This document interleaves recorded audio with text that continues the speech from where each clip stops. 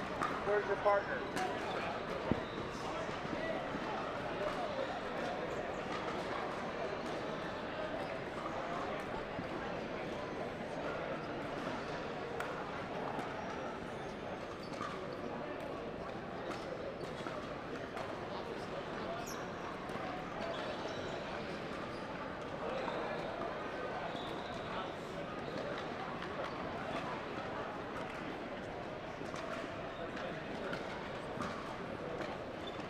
All right, 15 seconds.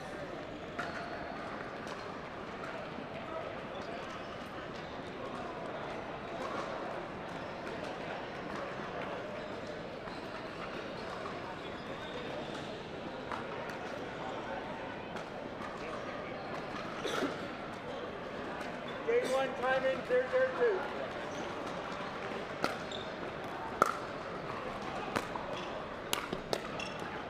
Side out.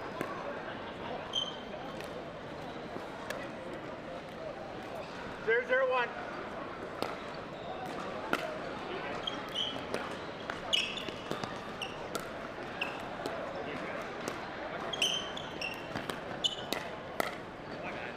Second serve.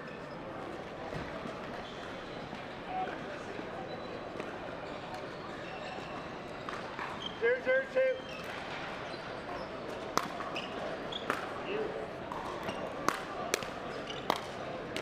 Side out.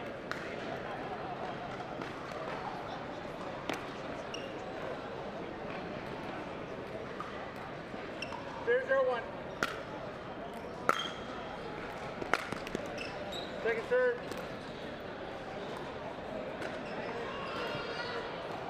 002.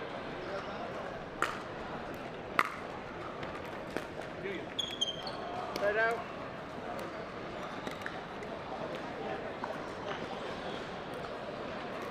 001.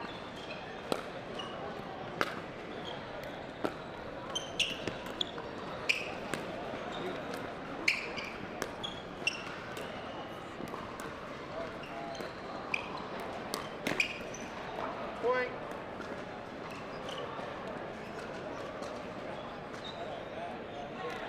101.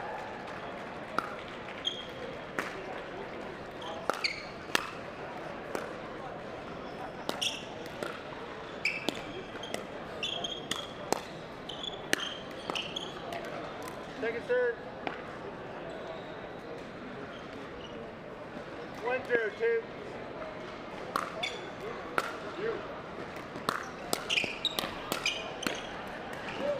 Point.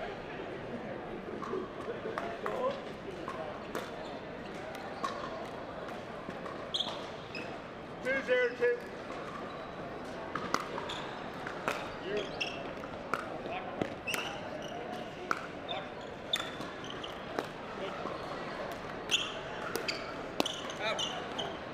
Point.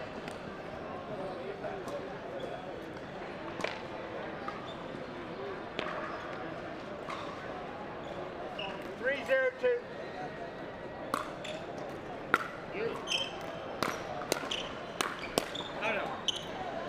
Point.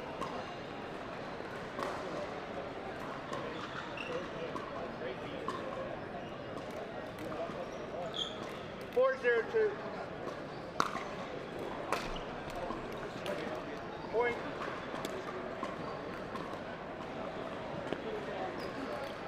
502. Side out.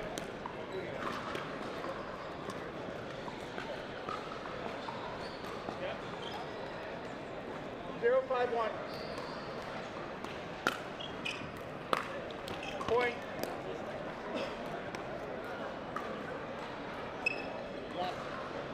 151.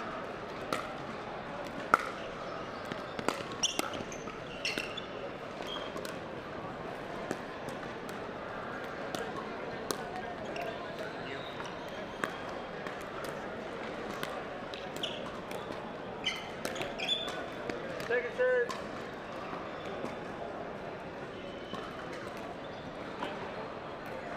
152.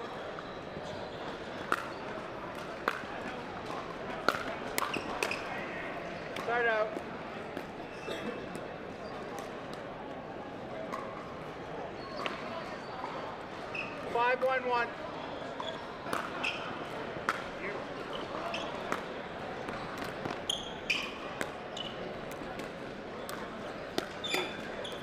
Second serve.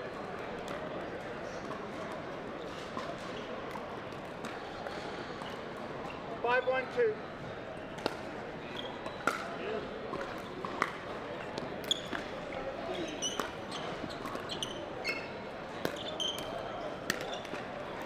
Point.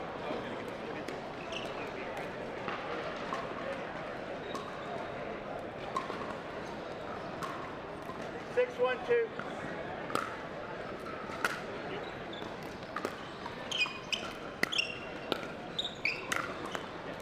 Side out.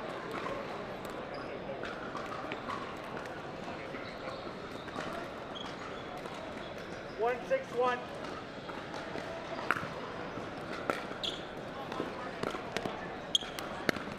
No. Second serve.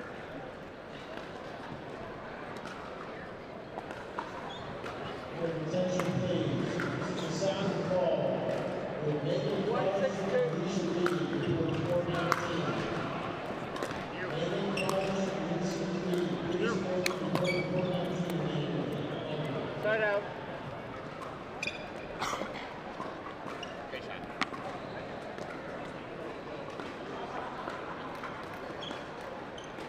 6-1-1.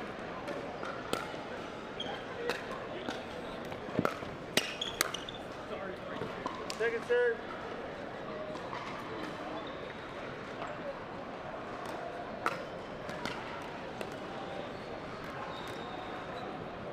6-1-2.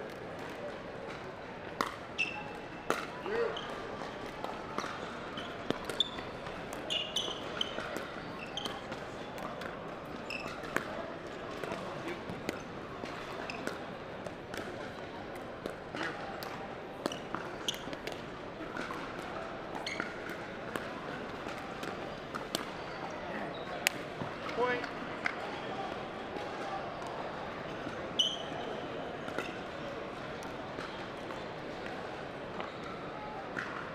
7-1-2. Side out.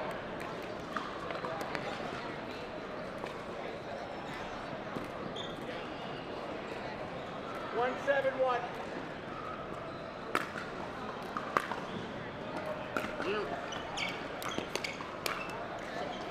Second serve.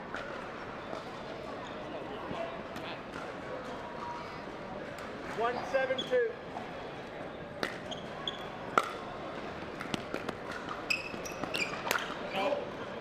Side out.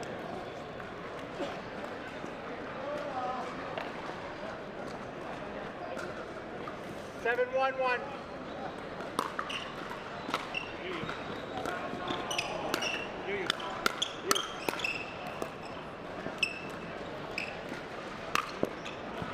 Point.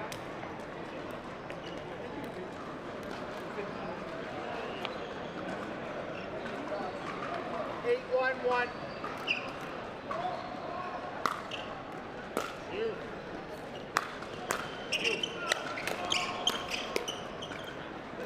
Point.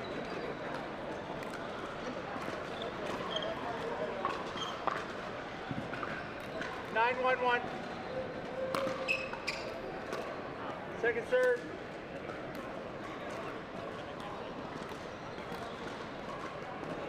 9-1-2.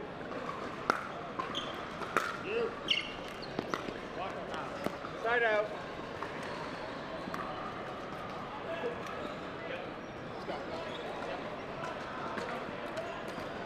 1-9-1.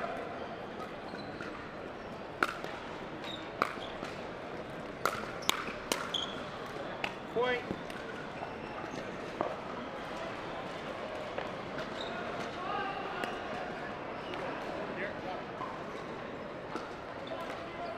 2-9-1.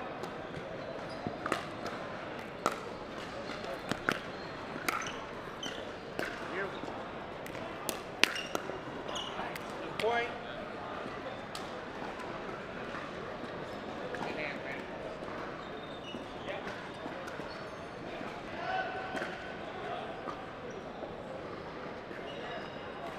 3-9-1.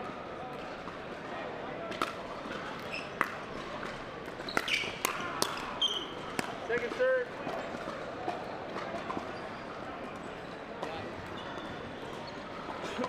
3-9-2.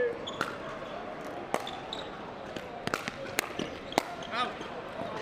Side out.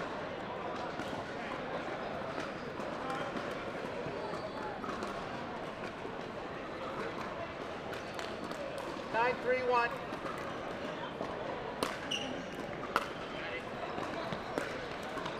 Second serve.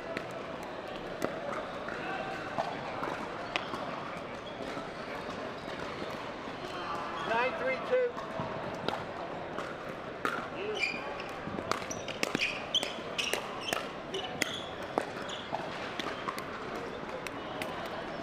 Side out.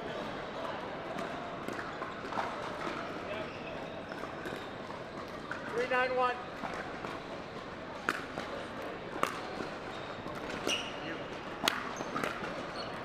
Second serve.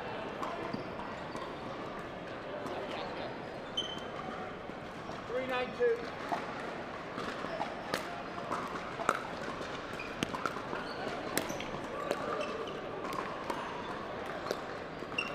Side out.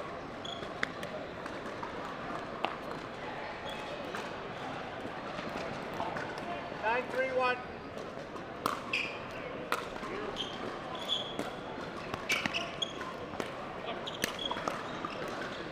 Second serve.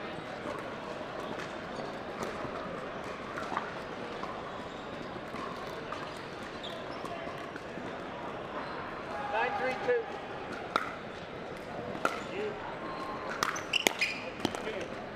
Side out.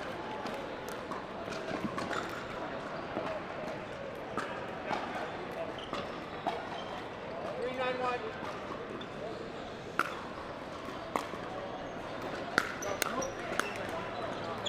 Second serve.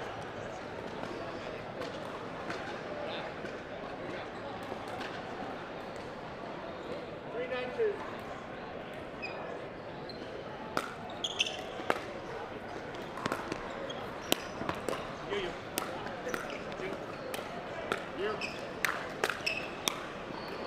You. Hey. Side out.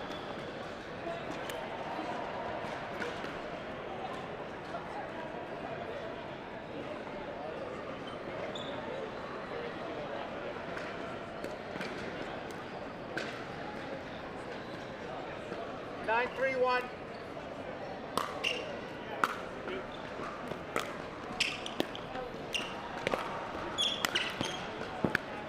Second serve. 9-3-2.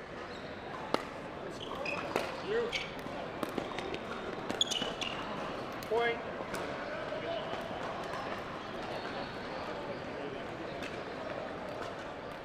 10-3-2.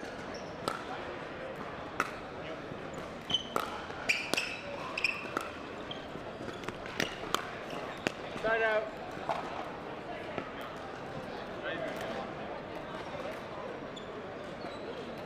3-10-1.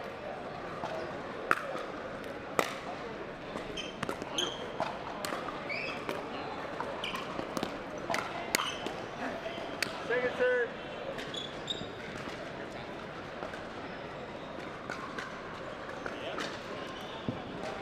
3-10-2.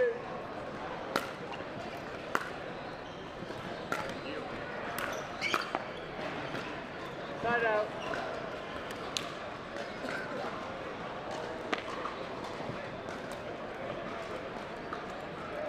10-3-1. Second serve.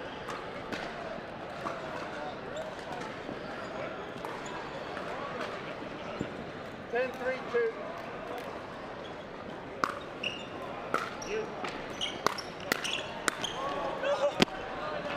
Side out.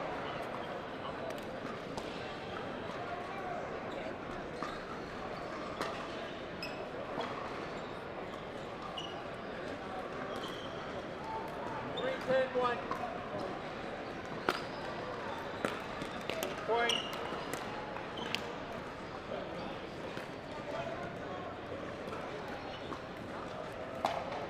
10-1.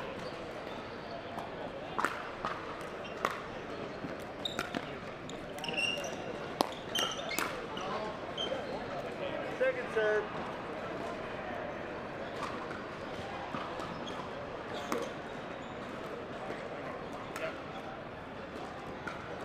4-10-2.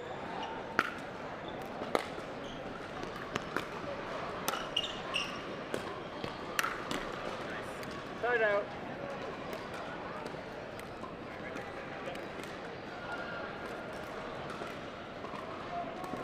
10-4-1.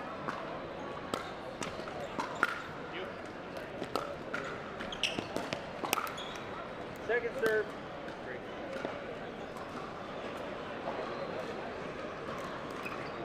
10-4-2.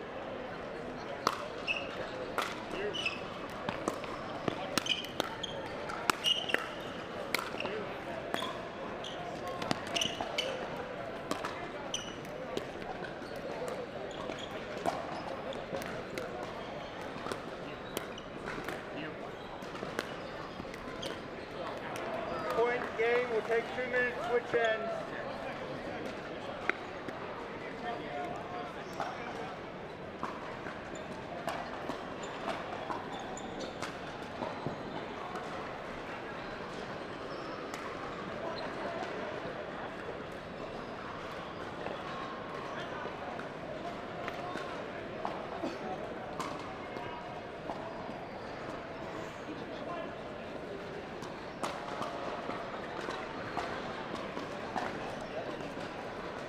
So yeah, do it straight up.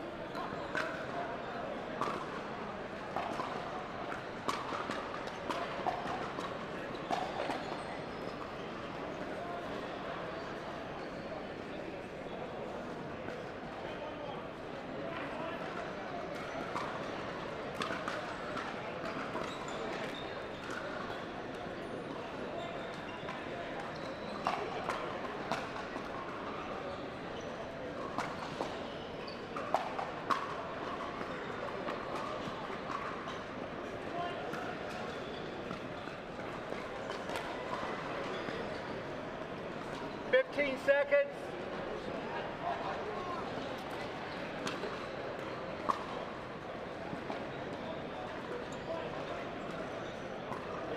Game 2. Time in 0-0-2.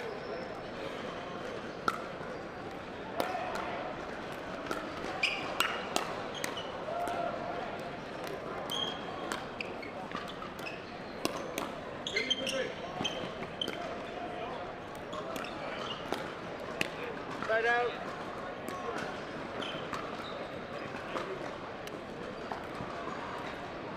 0-0-1.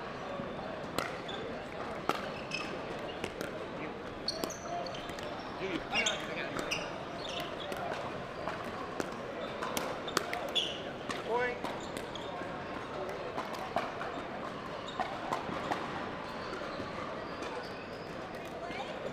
1-0-1.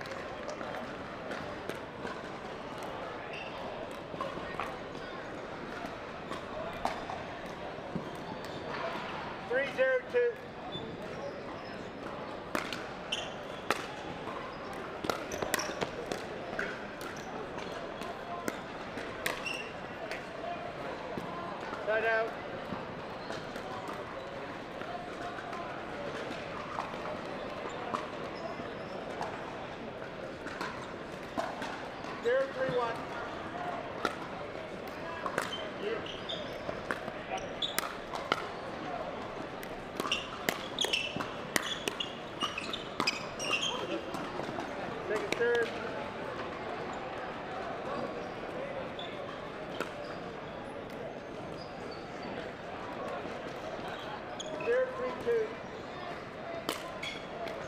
You. You. Side out.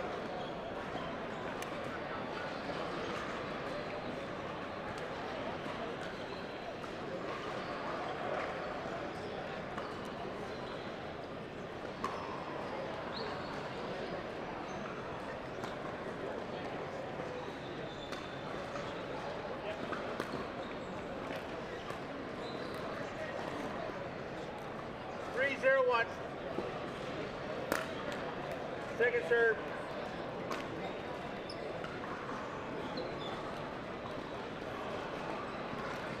3, 0, 2.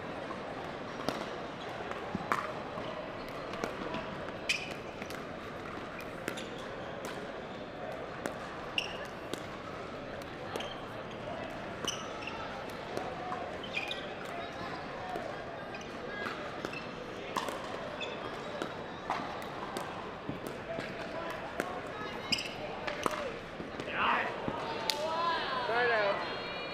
That guy's good.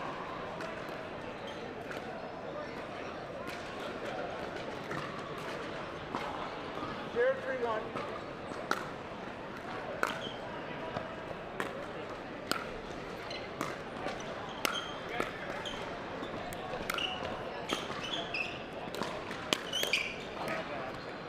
Point.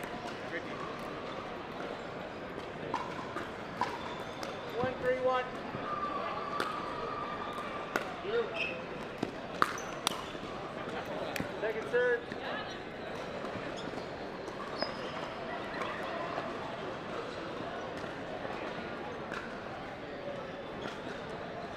1, 3, 2.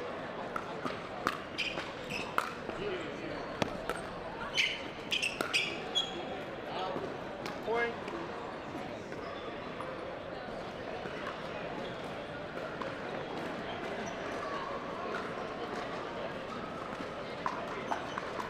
2, 3, 2.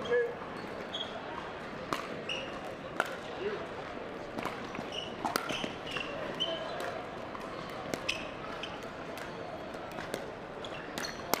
Good.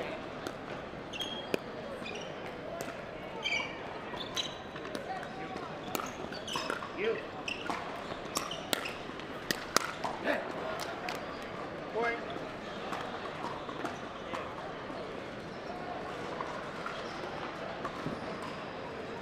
3, 3, 2.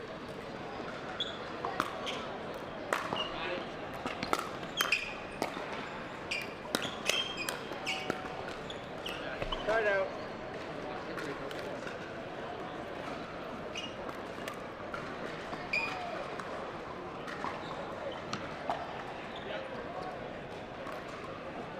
Three, 3, 1.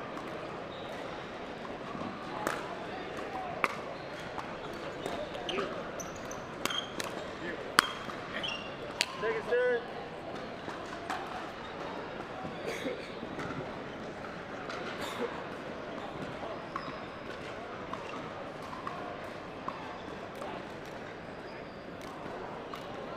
3, 3, 2. Side out.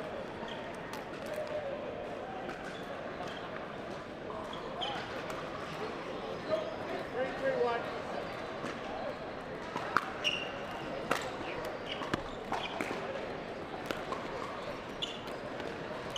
You.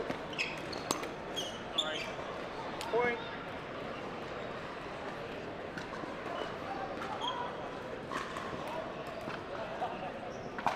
4, 3, 1. You. Out. Point.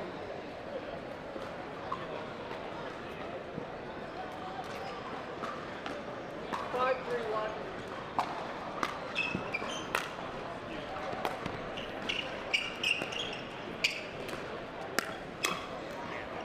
Point.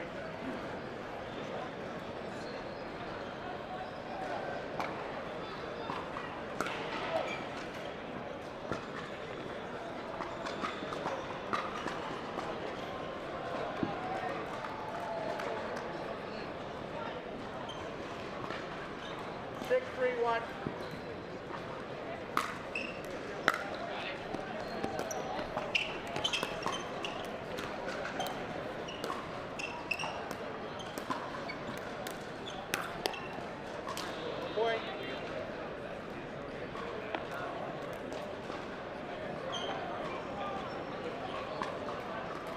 7-3-1.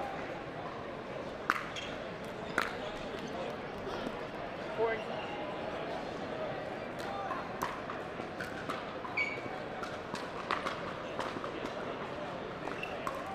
8-3-1.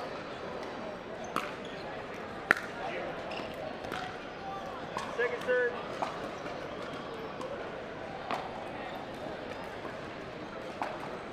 8-3-2.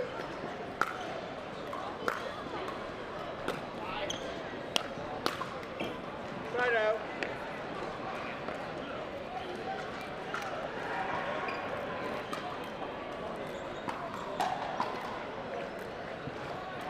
3-8-1.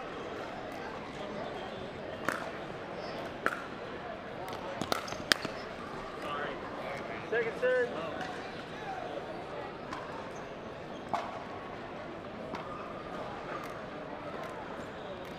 3-8-2.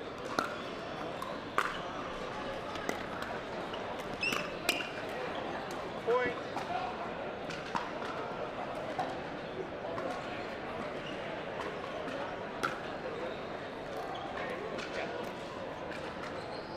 4-8-2.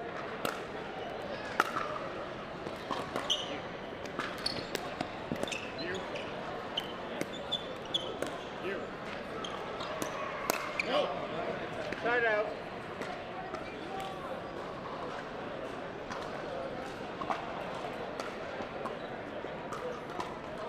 8-4-1.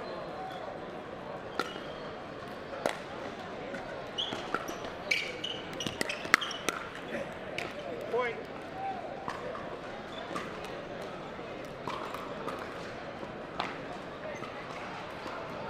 9-4-1.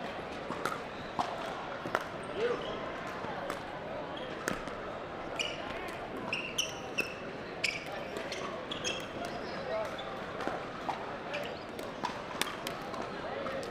Point.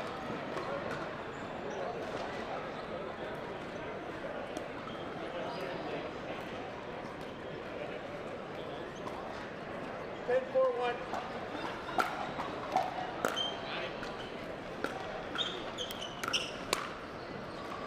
Second serve.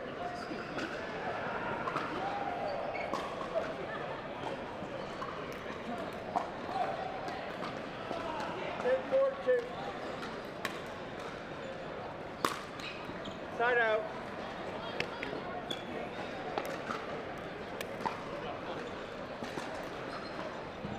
4-10-1.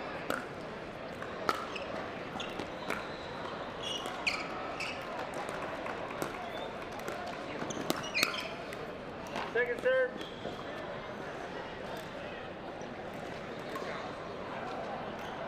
4-10-2. Side out.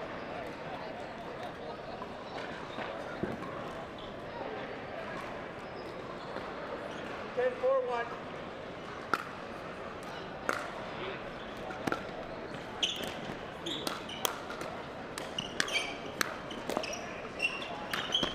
Ball.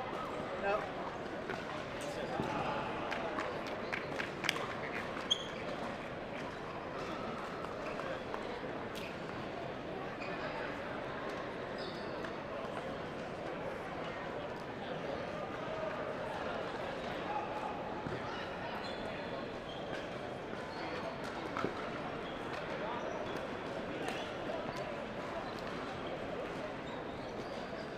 I didn't see they hit that ball long.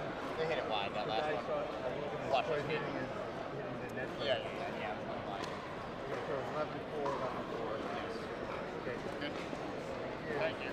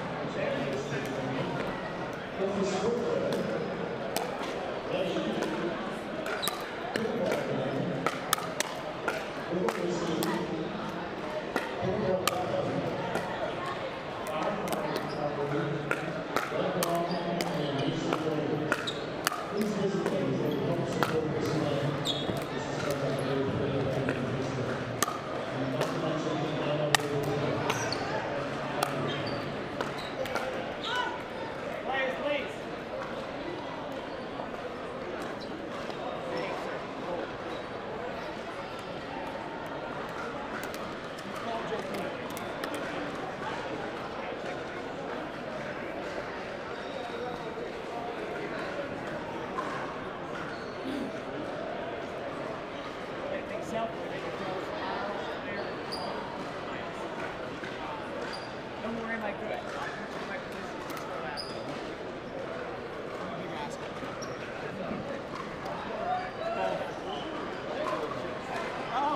Day 3 here at the Gammon Pickleball Classic, powered by UPMC Health Plan. It's men's doubles and women's singles day. I'm Chad Edwards, and joining me in the booth today is Sarah Ansbury. Sarah, thanks for joining me. Happy to be here. Excited for my first Gammon Classic. There we go. Yeah. So just a little recap of our draws right now. So coming up here, we have the 13 seed Alex Lawhoon and Joel Phillips taking on the 5 seed Jaden Broderick and Richard Livanese Jr.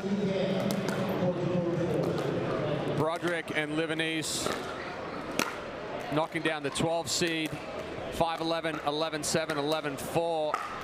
And Lawhoon and Phillips knocking down the 4 seed Frank Anthony Davis and Jack Foster, 12-14, 11-5, 11-4. So we're heading into the quarterfinals now. The teams that are still in the winner's side of the bracket, we've got the 1 seed Ryla DeHart and Andre Mick. They're over on court 19, taking on the 9 seed Grant Johnston and Ronan Cameron. And then over on court 10, we've got the 2 seed Eden Leica and Austin Chikatalov, taking on the 7 seed Zachary McDivitt and David Seckel. And then the 3 seed Jason McNulty and Brendan Long taking on Anderson Scarpa and Ivan Yakovlevic. Good job on that name. If they come on the stream, we're in trouble. I think so. Because I don't think I can say that last name. I mean, it'll be fun Too for many all of times. us to hear that, though. I think we should try it. And Anderson, I'm excited to see him on the court. So Anderson has been playing really, really well this weekend. Yeah.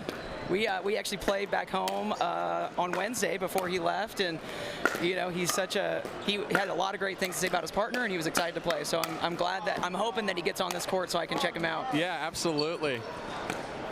Then over on the women's singles side, we pretty much go straight into the quarterfinals.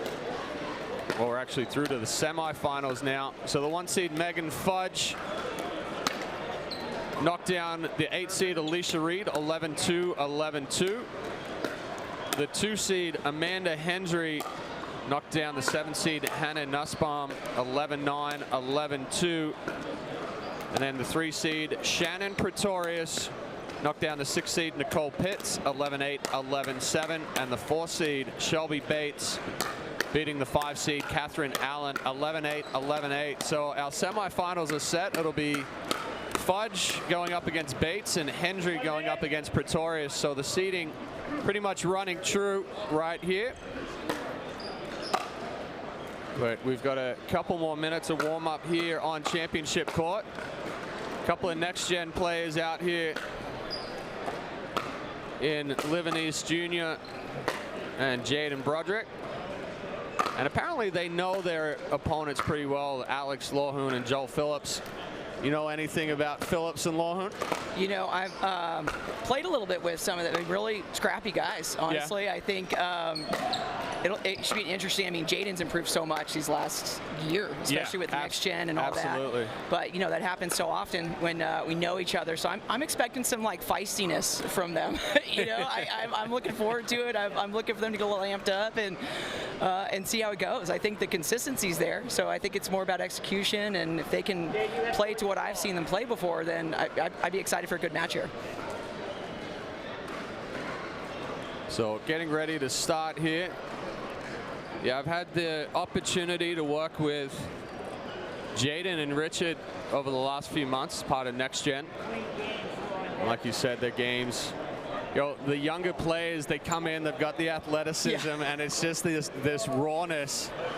But then trying to develop the strategies, the sequences, and even reining in some of the enthusiasm on the court. I absolutely. I think, someone said it to me, I don't know, at a tournament recently. They're like, well, strategy's just gone away. I said, no, it hasn't gone away. Yeah. It's just, it's not as easy for some of these players. We have so many raw players out there right now, and which is fantastic because that just shows how much more accessible it is to these kids that it wasn't 5 years ago even. So, but it is, I think it's seeing how quickly some of them can start executing strategy instead of just going out there and hitting the ball and hoping for the best.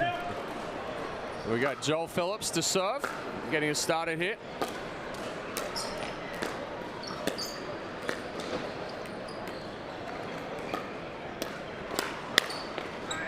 And that one's not going to work. Not so much. Kind of basic and clean, but I like Joel Phillips. I probably played a little bit with more. I played with him last month a little bit, and I think I think he's a little slow starter. I like to see him get loose and confident sooner rather than later, because if that confidence not there, like everybody, right? Like it's gonna not go so well in this first game. Yeah, I got the chance to watch their previous match. Definitely speeds up a lot of balls, does Phillips.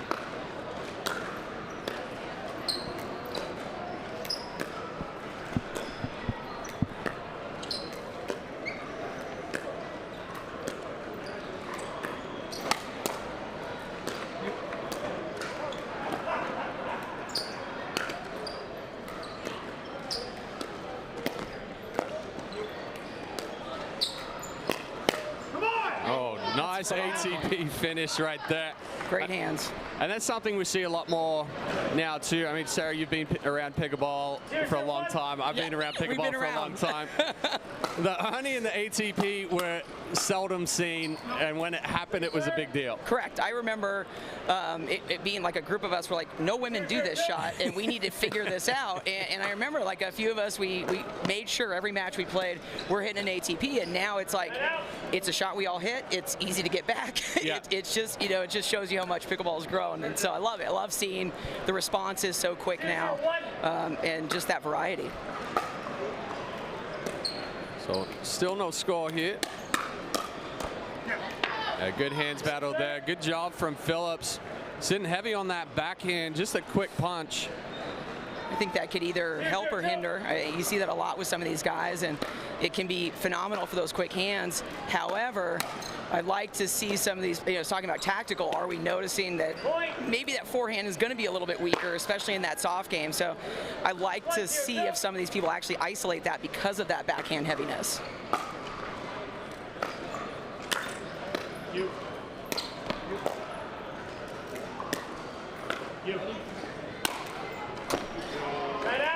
Trying to take out the TV here right next to us. So Broderick and Livanese on the board first. 0-1-1. But still, that back and forth continues. And a good drive there. So what typically with a drive, what's your target? I think it often depends on the person, who you are, and I think right there is a good example, because I think if someone's sitting on that backhand super heavy and they're just waiting for that, well then driving to that forehand side is usually going to get you something like that, because now they're chicken winging that ball. So I'm kind of keen to that a lot on that down the line shot, and then if that middle's open, then obviously we go for that.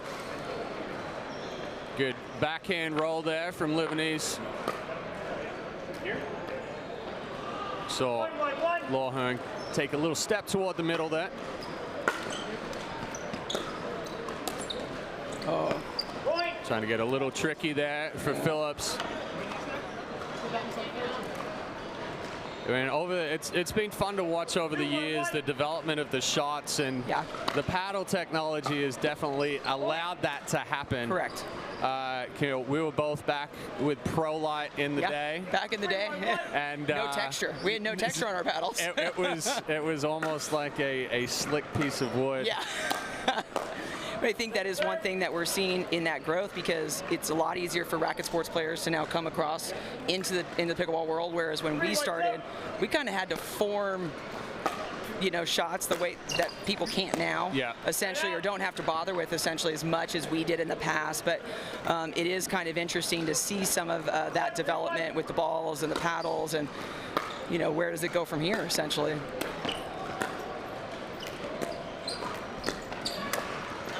Big reach from Broderick. Wow. Wingspan of about 9 feet. He's a big guy right there.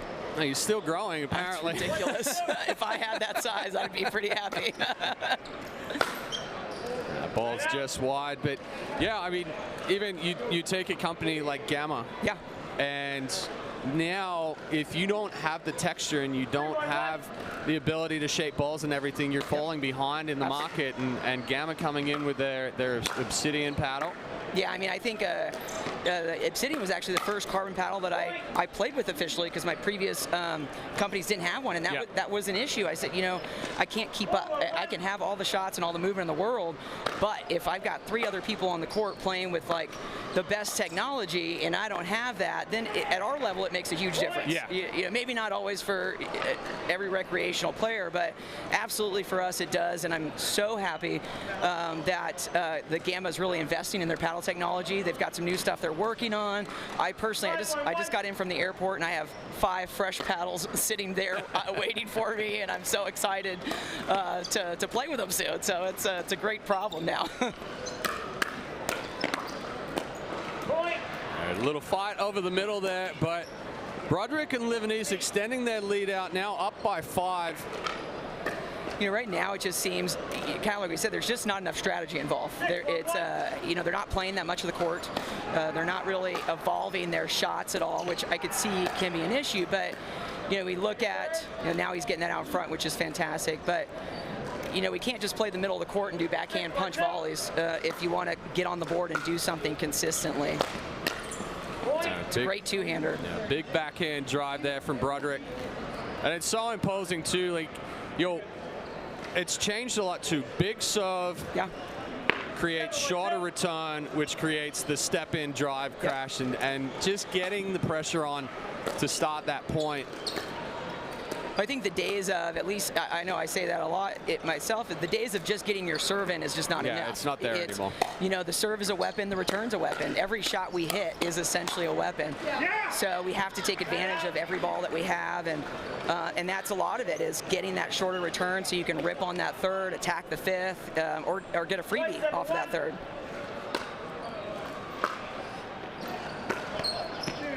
Lawhern and Phillips trying to chip away at this lead, but a missed third shot like that is not going to help them.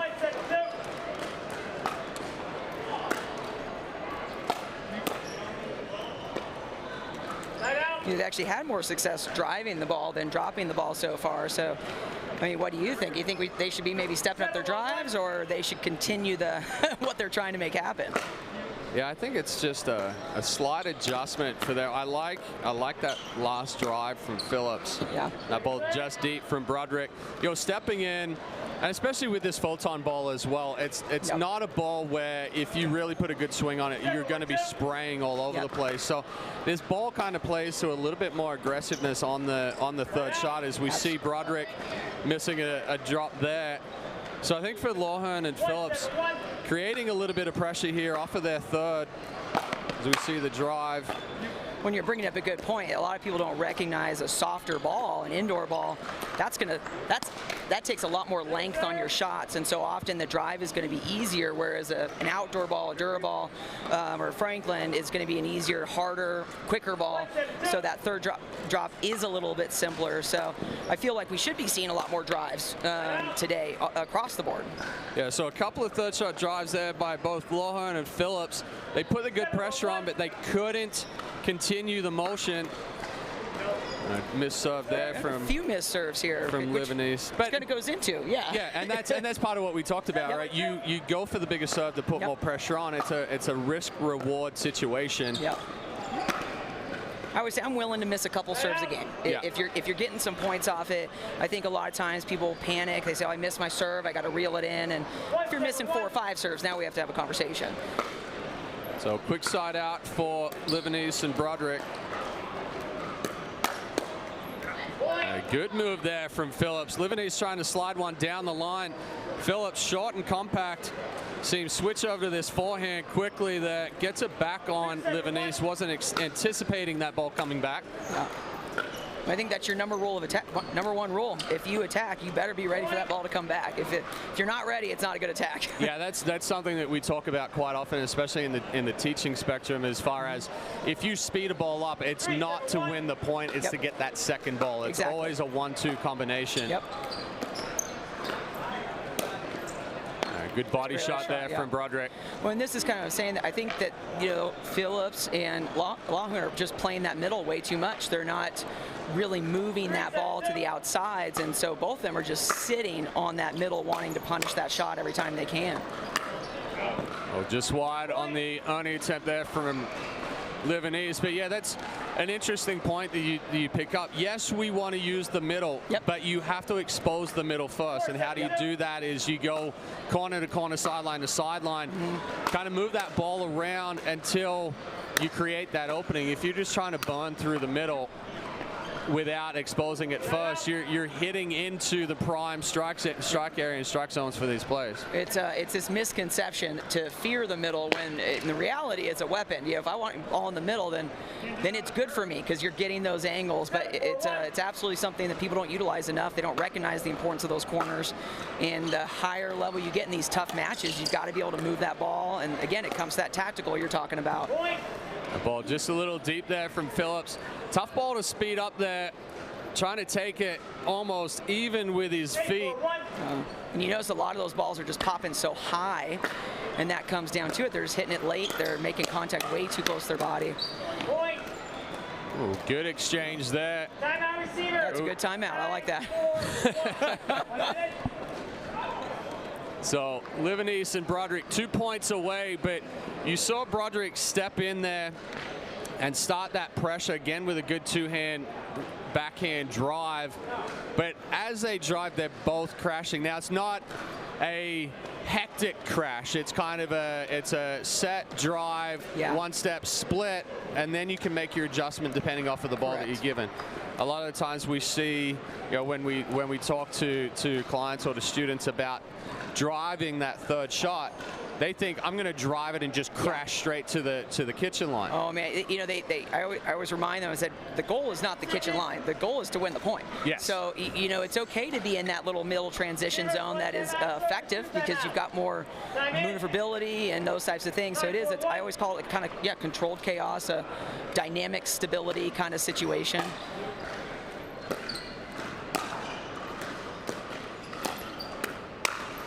Again, Phillips trying to speed a ball up and in reality speeding it up too quickly. They need to find a little bit more patience and develop the point more. Exactly. So we've got game point here for Broderick and Livanese. When I think you're looking at some of these rips, oftentimes they're just kind of blocking it back, and you got to look. I've got to counterpunch that shot a little bit, place it so that it's not just popping up into, let's say, Jaden's forehand, so he can poach on that fifth shot.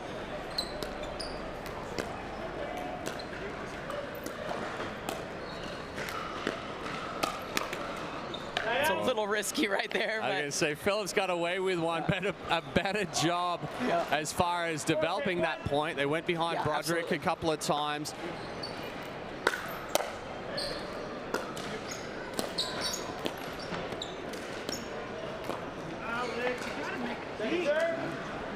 And Lawhorn frustrated with himself. They're telling himself he has to make a dink, and he's 100% correct 100%. There. Yep. Can't get away with that. You know, it's very easy to miss those shots when you're down 4-10 and suddenly you're rushing and you're frustrated, and that's not what you need when you got to close it out. You've got to slow yourself down, make sure you're executing the shots so that you can keep moving.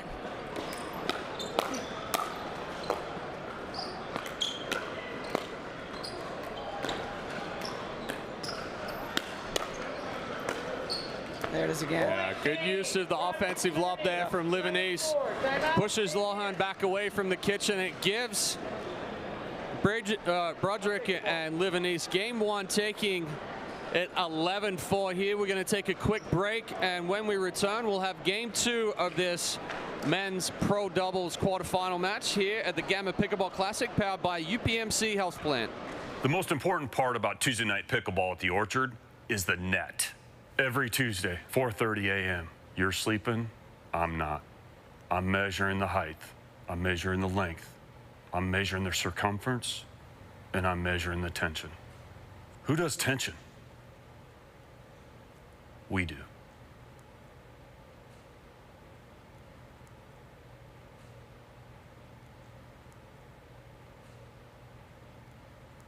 Pickleball Den technology powers the sport of pickleball.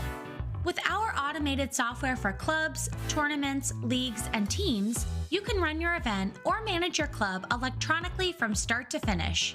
Managing your tournament or league is completely paperless with Pickleball Den's automated features. Clubs can play more and worry less with integrated member management and signups. Spend more time enjoying the sport you love with Pickleball Den. Visit pickleballden.com to learn more. I've been practicing family medicine for 23 years. I love that because you get to know your patients and you become very invested in their health. The UPMC Health Plan is my partner in taking care of the member. And some services that the health plan provides are free to the members, and that's very positive.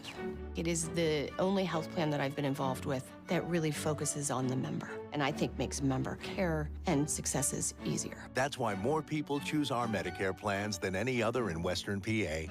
Call to enroll today.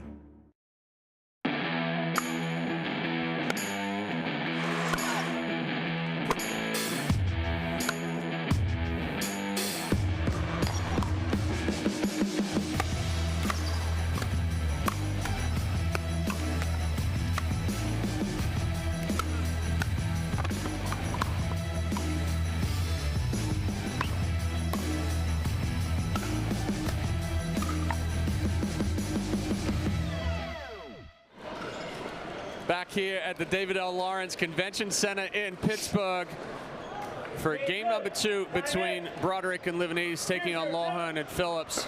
Broderick to serve.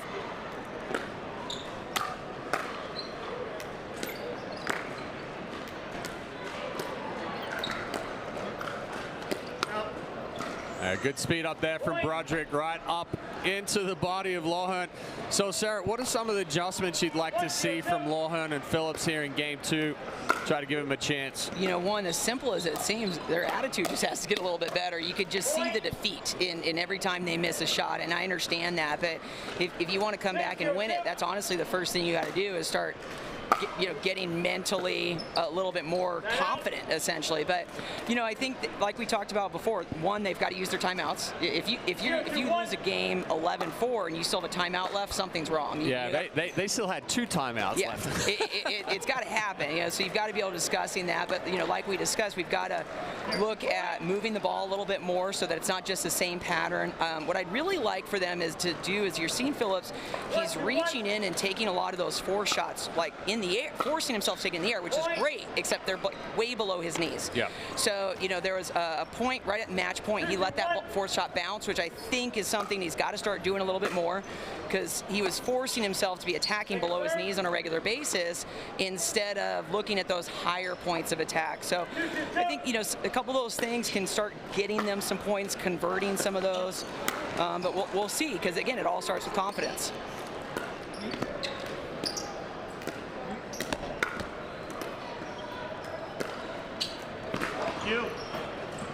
Oh.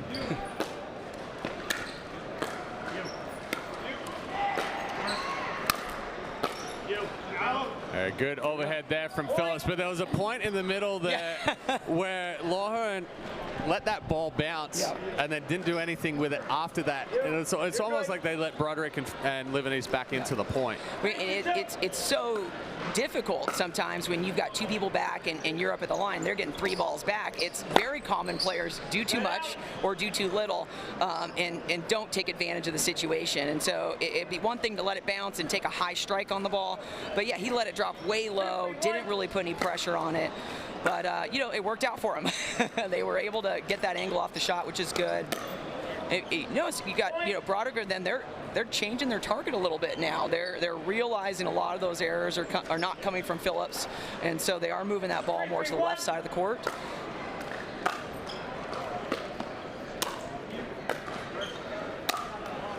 Yeah, that's a tough one there. So anytime you see that ball start dropping and your paddle's above the ball, there's a high percentage chance that you're going to hit into that. And it's exactly what we saw with Phillips. Anything that has a little bit of an arc, best to drop that paddle head below, follow the ball down, and then you can always give it some shape once it gets below the net. Yeah, it's a common things players make mistakes on. They're bending, like I said, they're reaching a ball that they shouldn't be trying to reach, instead of kind of moving their feet and adjusting their paddle, tracking it to the ball a little bit better.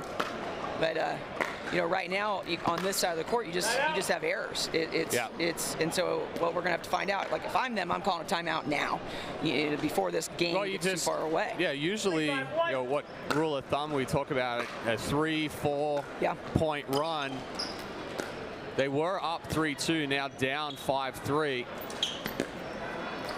We do have a switch on the stack on this side of the court, which is fantastic.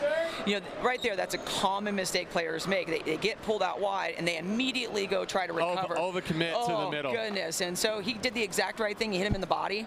You know, and so you're telling your opponent, hey, go ahead, hit behind me, hit at me, because I'm going over to try to go cover the middle. It's a tough one. I get it for a lot of people, but got to have some patience So there. something interesting there. Watch Broderick. He goes for the Ernie, and his right foot actually crosses the plane of the line. That should have been a fault. Yep. It's a hard one to see from the opposite side. Especially with these kinds of nets, you're getting blocked by that, but that is true. That would have been a fault. I think that's a common one people don't see quite a bit. They don't realize their foot is crossing, they're not touching a ball, and that is technically a fault. Yeah, good drive there from Livanese, and the crash by Broderick. And that's what I mean right there. They're just going to block that volley, and so it's so close into their body instead of looking to make that contact more in front to counter the ball. Because if you're going in that close and your instinct is block, well then that ball is going to pop up for that crasher and set up that poach.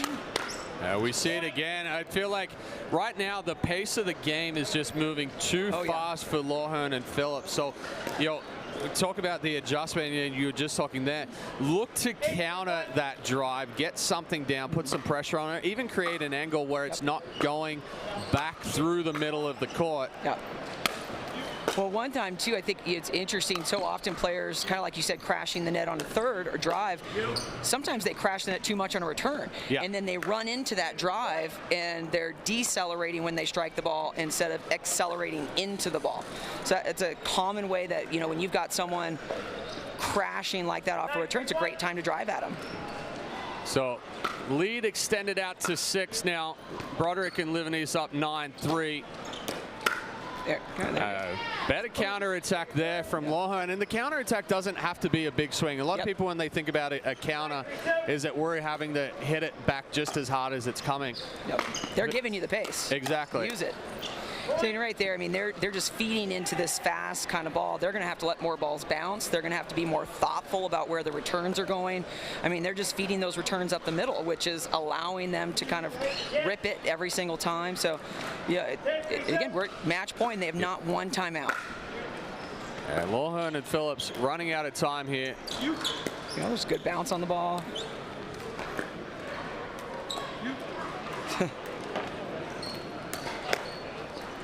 A nice little speed up there. I mean, in reality, I know you saw it, I saw it. He kind of telegraphed the speed up. There was no hiding what he was going to do there. No.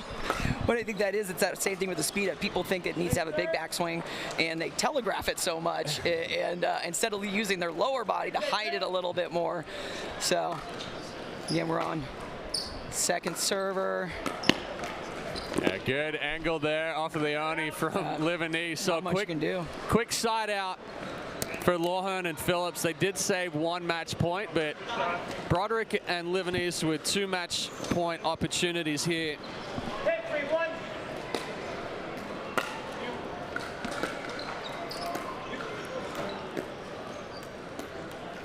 And just a little too much wrist on that change of direction. It's almost an unnecessary change of direction there. But Broderick and Livanese taking this one relatively easy, 11-4, 11-3. They're going to move on and take on the winners of the 1 seed Ryla DeHart and Andre Mick against the 9 seed Grant Johnson and Ronan Cameron. We're going to take a quick break here, and do we have our next match set up? I think we got women's singles coming up. We got women's singles coming up. We got Shelby Bates against Megan Fudge. That we be do. A fun one. I like this. We've got a women's singles semifinal with the 1 seed Megan Fudge taking on the 4 seed Shelby Bates. We'll have that action right after this.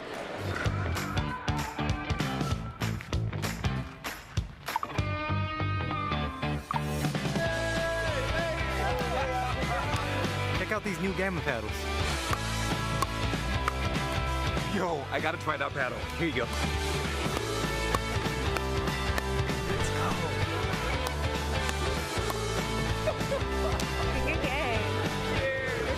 Play with style. Play with Quantum by Gamma Pickleball.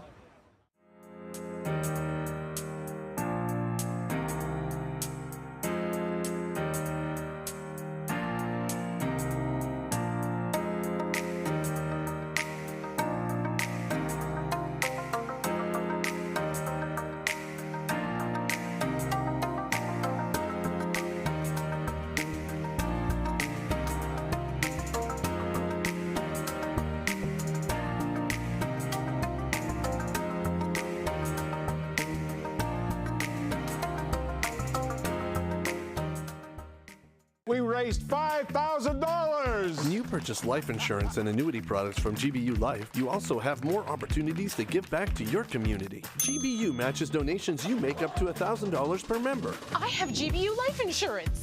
Oh, wow. I have a GBU youth policy. Whoa. We've got GBU annuities. Hey! Our $5,000 just turned into $10,000. That's a lot of big checks. Find out more at gbu.org.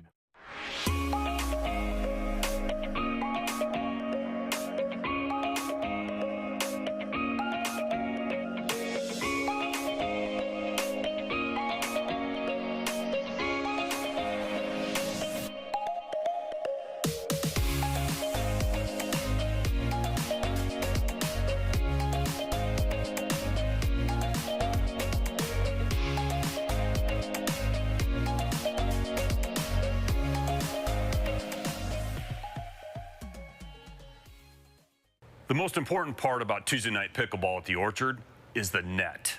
Every Tuesday, 4:30 a.m., you're sleeping, I'm not. I'm measuring the height, I'm measuring the length, I'm measuring the circumference, and I'm measuring the tension. Who does tension? We do.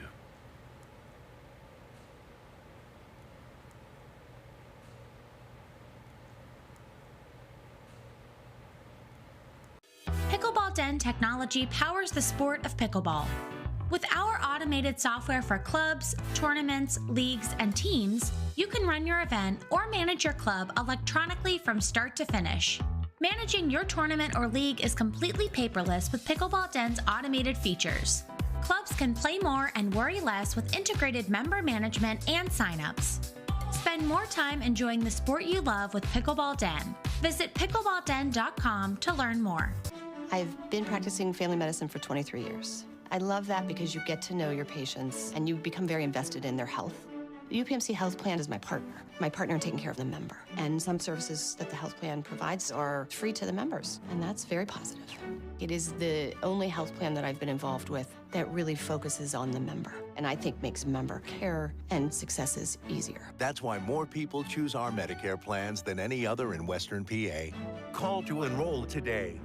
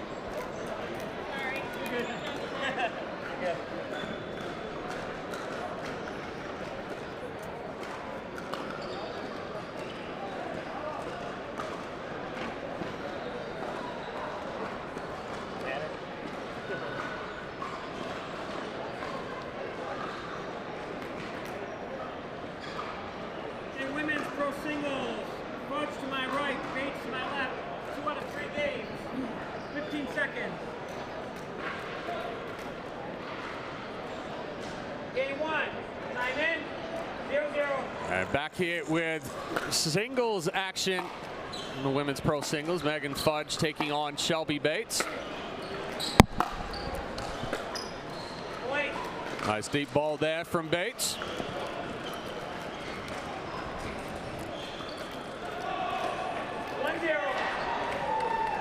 Oh, that ball was actually out. It was out. Never mind then. But I mean, even so, that's the right thing, that she's pretty much has to hit those balls deep.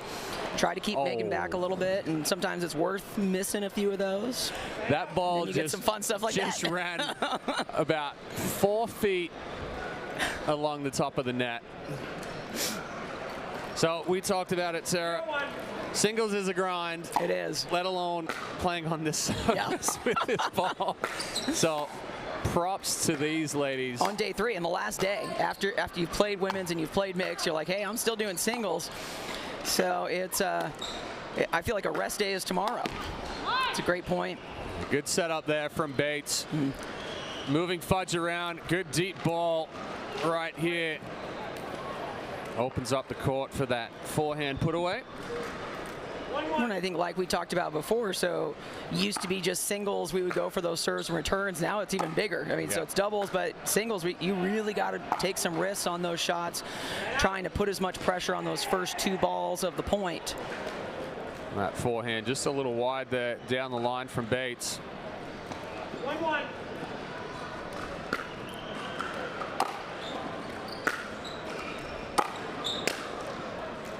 Oh, that's quite the bounce. Oh, she's still got it. Still going for it. You know, good for her. Trying to avoid the signage down the side here, but the bounce that was so crazy from the expansion joint. You can see it, yeah. We've seen it a few times already this week. The expansion joints are about 3 feet inside the baseline. We've seen it a few serves kick up. We saw a ground stroke right there. It's a great return. Nice deep forward motion as well. So back and forth here. Fudge up 2-1.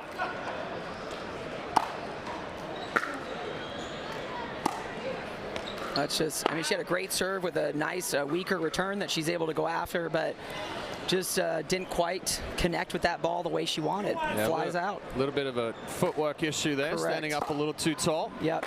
Kind of like what we talked about earlier, just that importance of stabilizing the lower body, but still moving through that shot. The ball just deep. 3-1. As is that one. So a couple of balls flying off of the paddle here for Bates. You know, this is a situation, though, where you pretty much have to go for everything. And you see she's really going after Megan's backhand and trying to put that pressure. But same issue we talked about before. Shelby's just pulling up on her shots a little bit too quick. We want to make sure we're committing to that ball.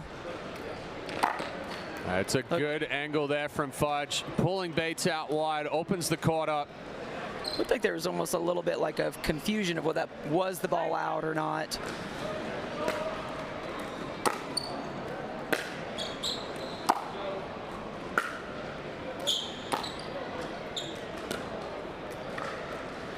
Yeah, it's an indoor ball, so that one, you know, just I think that's an indoor ball. I mean, I think that's your difference there. But you could see Bates kind of made an adjustment. Now she was going for a little more backhands. Her ball was staying lower. She was staying in that shot a little bit better than when she was going after a little bit more forehand. So that's a great adjustment she's making.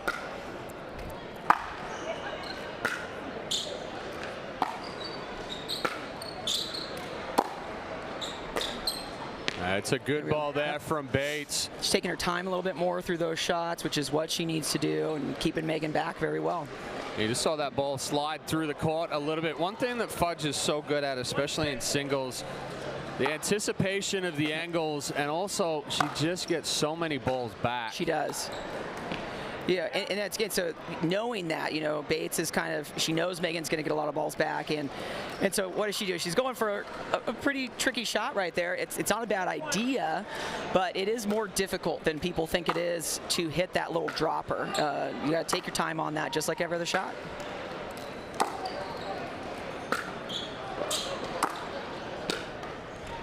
Oh, that ball just inside the sideline. I like the setup there from Bates. She's much more composed right now and hitting her shots before she's moving.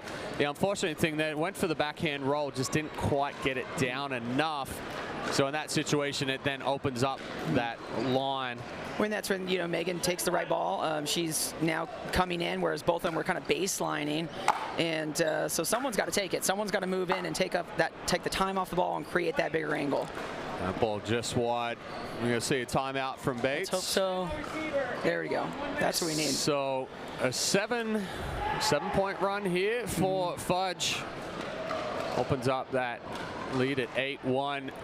But yeah, it's so difficult, and you talk about that approach shot. So it used to be, especially for the women's game, it used to be that serve or return and approach, or even serve, third shot and approach. But the passing shots in the women's game is much different than the men's singles game. A lot more cat and mouse in the men's singles game because it's so difficult to get that passing shot against the men. But on the women here, when they do come forward, they're exposing themselves to that passing shot. So it has to be the right ball. It does. You see, and you have the preference. You know, and what I find is so interesting is how different the men's and women's singles game is.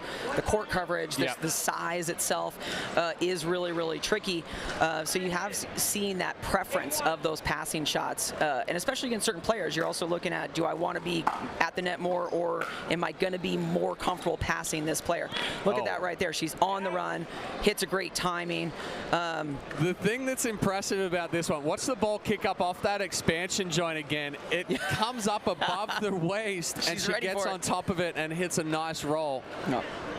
I mean, you're talking about some extra, you're extra strategy. Running full tilt, and you have to adjust to an unexpected bounce. Tough thing to do right there.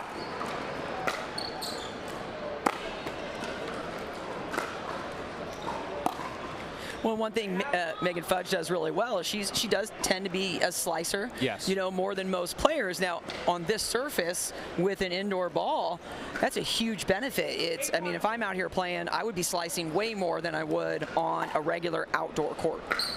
Well, even on an outdoor surface, you know, the ball has a tendency to slide more with that slice. 100% here with the slice. There's no grit to get that ball to kick up. So, I mean, it's the same issues. I mean, at least, you know, again, and notice she's definitely making that mistake more on her forehand side than her backhand side. And I feel like that is very common, you know, with the women, especially coming from tennis. You know, for so long, I think tennis game has been, females, the two-handed backhand's been more dominant than the forehand, and so that is what we're seeing when a lot of players are transitioning from tennis to pickleball, is often that forehand is the weaker side because the contact point does tend to be a little bit later and maybe not as much rotation as it should be, whereas when they're hitting that two-hander, they're forced to turn, they're forced to make that contact out in front. Yeah, that's that contact point that you just talked about right there. You know, typically with tennis, we're much more level with the sternum. With pickleball, that contact point has to be so much further out in front because, well, it's changing a little bit now with the paddle technology and some grit, but because you don't have anything to grab a hold of that ball, you catch that ball a little bit late, and now all of a sudden it's flattened out and it's sliding on you, or you're just not getting the lift that you need. So Fudge taking game one here rather easily, 11-1. So we'll see if Bates can make an adjustment here in game two. We're going to take a quick commercial break, and we'll be back with more action from the Gamma Pickleball Classic powered by UPMC Health Plan. The most important part about Tuesday night pickleball at the Orchard is the net. Every Tuesday, 4:30 a.m. You're sleeping, I'm not. I'm measuring the height. I'm measuring the length. I'm measuring the circumference, and I'm measuring the tension. Who does tension? We do.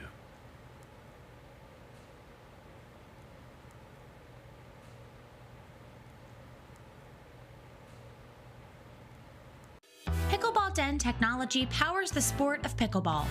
With our automated software for clubs, tournaments, leagues, and teams, you can run your event or manage your club electronically from start to finish.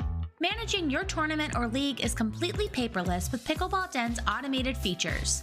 Clubs can play more and worry less with integrated member management and signups. Spend more time enjoying the sport you love with Pickleball Den. Visit pickleballden.com to learn more. I've been practicing family medicine for 23 years. I love that because you get to know your patients and you become very invested in their health. The UPMC Health Plan is my partner in taking care of the member. And some services that the health plan provides are free to the members, and that's very positive. It is the only health plan that I've been involved with that really focuses on the member, and I think makes member care and successes easier. That's why more people choose our Medicare plans than any other in Western PA. Call to enroll today.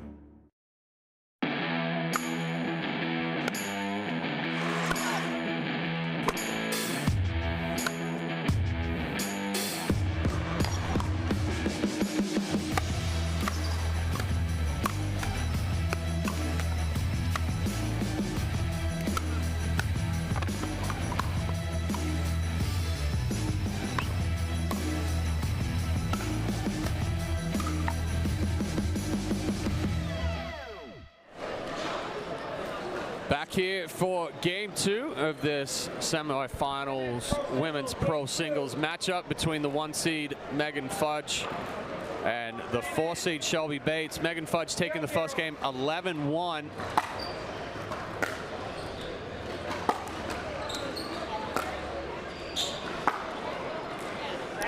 You know, now, mind you, I would like to see this a little bit more, maybe pulling Megan in. And, you know, Shelby's got some great passing shots. That's how she got on the board the last game. Yep. So maybe that's kind of something we need to look at is, you know, Megan's so good at moving side to side. So let's move her a different way. Let's look at kind of some front to back, maybe some adjustment on some spin. Yeah, there's that passing shot that you were talking about. There is a good adjustment for Fudge there on a ball off of the net cord, but then just opening up that forehand side. Nice roll by Bates. 0-0.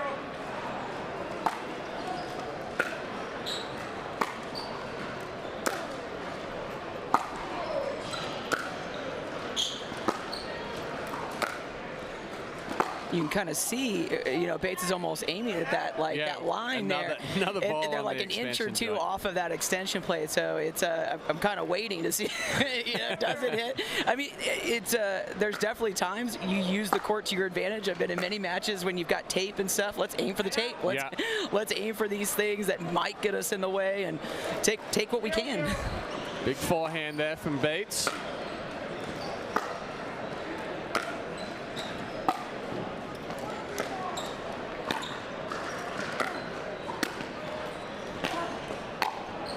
Nice construction there from Bates. Yeah. Very, very well played. And what I like about that is she just didn't go corner to corner on Fudge. She went behind Fudge. You see, she wanted to go for that forehand, and going twice to her backhand really set her up nicely in that shot. And then we missed the serve there. Little lazy on that one. Checking out the ball. Don't we all? Yeah, we miss we got to blame something. Let's look for something. We all have it. It's all good. And another good return there from Bates. Going for a little bit more on the forehand. She's had one out wide to Fudge's forehand that she missed late. And then that one again late on the backhand. I mean, the good news here is, you know, Bates is getting that serve a lot more. She's, you know, Fudge has not scored yet, so even though there's not a lot of score on the plate, this is already a much better game than the first game, just getting that serve option more. Yeah, it's a little big there on the backswing for Bates. You saw that ball kind of get even with the hip, and that's something that we talked about in the break. The contact point between tennis and pickleball. Pickleball, it's so much further out in front.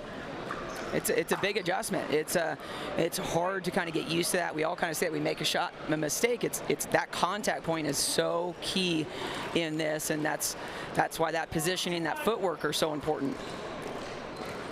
So Fudge getting a couple of quick points here, up 2-1. It's a rare miss that we've got from Fudge. Yeah, just coming through too quick. Yeah, going for a little bit more too on that approach shot. Yeah. That's probably the soonest I've seen her come in. She's been waiting, you know, like here, she's waiting a couple shots to go in. before going to the net, but she came in pretty quickly. And a good ball there from Bates. You see this one stay down, a little bit flatter on the forehand, but also caught one of those expansion joints. Yeah, that ball stayed down as well. I mean, that's what she needs to do, and she had great contact point out in front. So we got a lower bounce, a deeper ball, and that's what Shelby Bates has got to keep doing if she wants to come back in this second game here.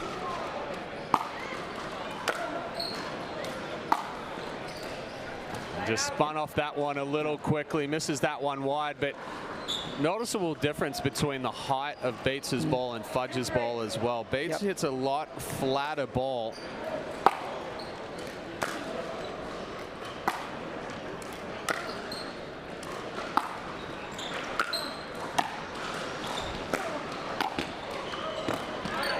Bounces there on that one. Yep, didn't give up on it though. I think that's what's great about both these players is they're not giving up on a ball. I think I've seen both of them go for some crazy shots and I'm like, was it worth it? Well, let's be honest. For us, like 10 years ago, maybe. Now it's like, yeah, good shot. You make me run side to side a couple of times. I'm just going to give it to you.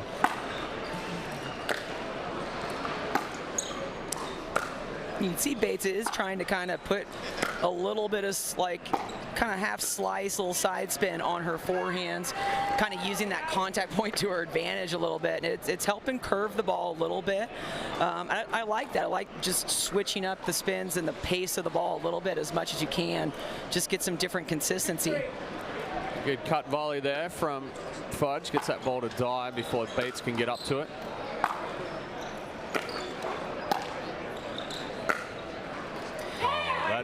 I feel like that was a strikeable ball. I don't. She had a great pickup. I think she put that ball in the corner nicely.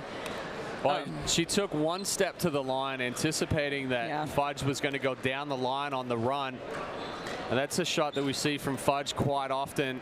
Is that forehand cross court on the run, shorter angle.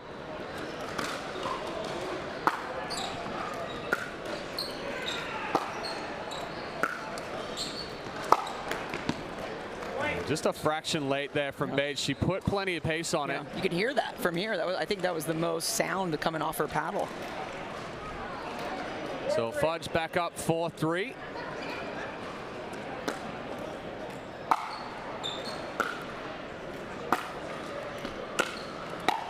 There. And I think that's the play that Bates has got to use a little bit more. She's got to go behind Megan a couple times rather than going side to side because their wheels are so good. Megan is going to get side to side kind of easily, so you do have to play that space behind.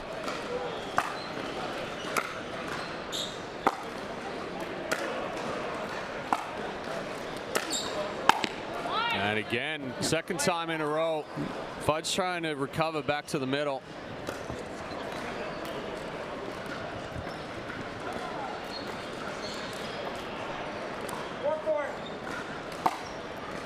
You see kind of a different look in Shelby Bates right now. She's a little bit more focused. Rather than, wow. You were giving her props. That's commentator's curse right there. But at least here we go. We're at 4-4. So it is a different game. So if she can kind of hold this a little bit, keep going, then we could be looking at a different match.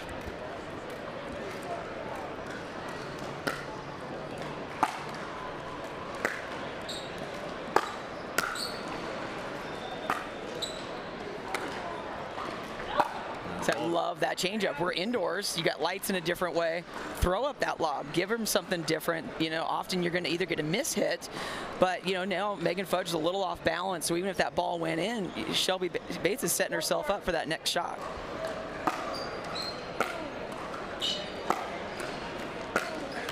And good deep ball there from Bates. Puts her back in front, up 5-4.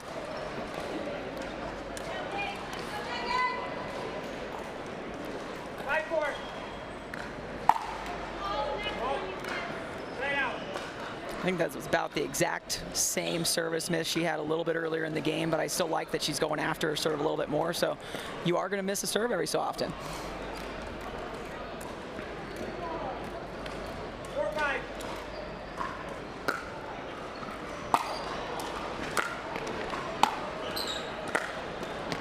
A unlucky there. It was a nice approach shot from Bates. She had a great return. She had a nice high point of contact on that volley.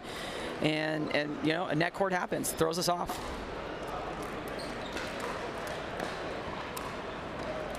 So back to being all squared.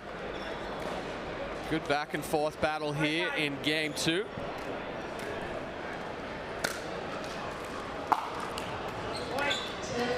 There's a timeout, though. I like that she missed that ball. She's missed a couple in a row. It is timeout time. Just a little too big there. She does have the tendency to get a little big on that backswing, trying to go for more power, especially on the forehand. And part of it that you talked about as well, and we see it so often on the forehand side compared to the backhand side. The body blocks you on the backhand side, so you get that rotation into it. On the forehand side, we have a tendency to take back further. We don't rotate the hips, so then that ball gets back behind and everything flattens out. We got Kathy Dimitri throwing up our hometown Kathy. Our faces on the stick over there. She's making us feel included. She's got us all ready. She hasn't brought, well, she did have the chickens out the other night, but it was a very subdued chicken. Oh, I love Kathy. Yeah, I mean, I think that's such a key factor, that rotation. I always say, like, if you can see the chest of your opponent, I always say, look at their bullseye. If you could see their bullseye, that's an issue. So you really want to close up that chest, close up those hips, and uncoil a little better, which, you know, Shelby Bates did do a little bit better in those last couple shots. Another adjustment here. Bates catches the expansion joint. Fudge hits a backhand that was literally up at her shoulders. Yeah.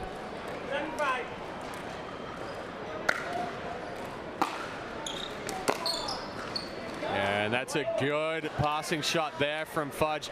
Bates coming up, trying to put the pressure on. And I think that's something that we're seeing a lot more utilized in the female game now, is those rolls, especially on the backhand side.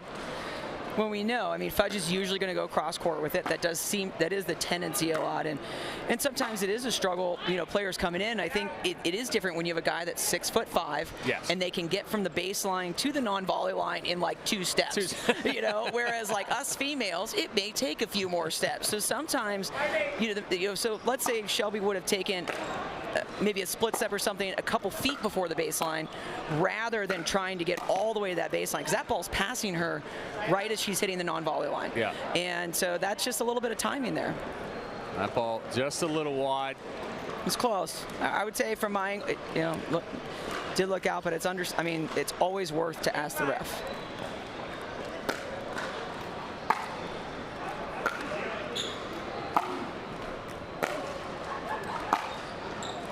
It was a good double up there on the forehand for Bates, but that third one, trying to go for a little too much.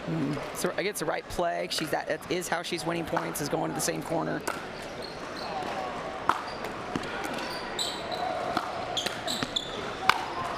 And a good adjustment there for Fudge off the net cord, but Bates, a strong forehand, creates the pop-up. You got to give her credit, because often that little high float, that's easy to miss. You know, when you're down 100%. a few points, it is so easy. So good for her for cleaning that up. And, you know, but if I'm her, I mean, that's 3 serves that she's missed on that side. Well, every serve that she's missed, and I was just watching the serve there, she's trying to go for this cut serve to give some of the shape and the spin, like you're talking about, that she's doing on her forehand, to flatten that out a little bit. But the difficulty there is it's such a fine line when you're going for that cut serve, because you're not getting the elevation that you're usually getting with a heavier topspin serve, which is much more like your forehand. I think I probably miss more sliders than any other serve, because it's a touch shot, number one. Your contact point is ridiculously important, and all those little elements kind of come in right there. And it is a shot that you want to be able to be focused and be ready for it. It's not something you can just throw the ball up and go for. It's way too easy to miss. Well, and I think that's part of, if we talk about the amateur game and we get a lot of people coming in and they're saying, I got the serving yips or I can't put a serve in or whatever, it's because they're trying to do too much with the serve. Treat it like that forehand ground stroke at your knees, accelerate through it, and don't try to aim it. There you go. I think so many people are now, so now they're letting the bounce serve come in so that they can execute it. And so, if I've got a student on that, I'm like, well, let's just try it. And most often it's just adjusting their contact point. And it's so simple as that, but it's we make it harder than it is. Great wheels. There's a clean ball. That's a great point right there. Excellent court coverage there from Fudge, but Bates going sideline to sideline. A good timeout there for her. And we're hearing that fire now from her, which she needs that. Shelby Bates, she needs that fired up kind of play. And that is, from what I've seen, it's when she plays her best. When she's quiet, she's not confident, and sometimes you just got to be loud just to fake it. It's fake it till you make it kind of thing. Yeah. And a good deep ball there from Bates. Fudge's backhand not able to get up and over the net. She's gotten off that odd side. She's on the even side, but and she's kind of looking at the bounce of the ball. It is a different court, and what I appreciate though about when we all kind of are in situations with lighting or indoors or outdoors, we're all in the same situation. So I always say it's really important to remember that when we're frustrated with bad bounces and stuff, is we all get it. Oh, nice pick up there from Fudge. She was off balance, and it was a firmer ball right there from Bates. And that just comes into committing a little too early. Guesswork. I always say guesswork gets you in trouble. Yeah, and that's something typically we see with the better singles player is it's the anticipation and the reading of the body and the paddle, more so than guessing. Correct. Yeah. I kind of say it's like a giant game of chicken. The sooner you can get your opponent to make that move first, the better shape you're in.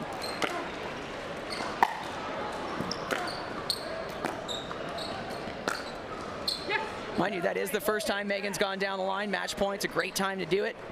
Shelby Bates was expecting a cross court. Yeah, and an excellent drop there, setting up that down the line winner for Megan Fudge. So she takes it here. We'll move on to the winners bracket final, beating Shelby Bates 11-1, 11-6. We're going to take a quick break, and we'll be back with more action here at the David L. Lawrence Convention Center in Pittsburgh right after this.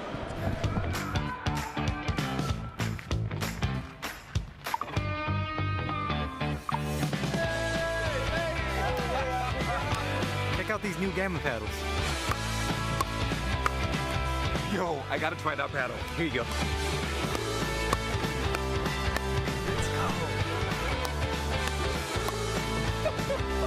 Good game. Play with style. Play with Quantum by Gamma Pickleball.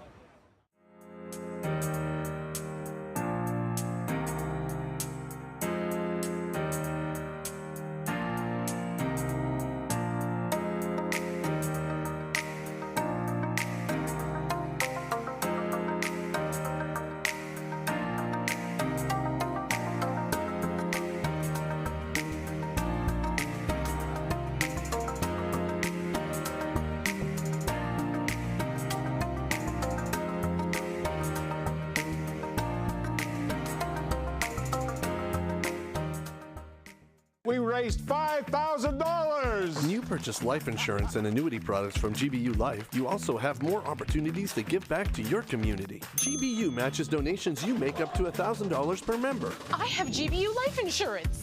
Oh, wow. I have a GBU youth policy. Whoa. We've got GBU annuities. Hey! Our $5,000 just turned into $10,000. That's a lot of big checks! Find out more at gbu.org.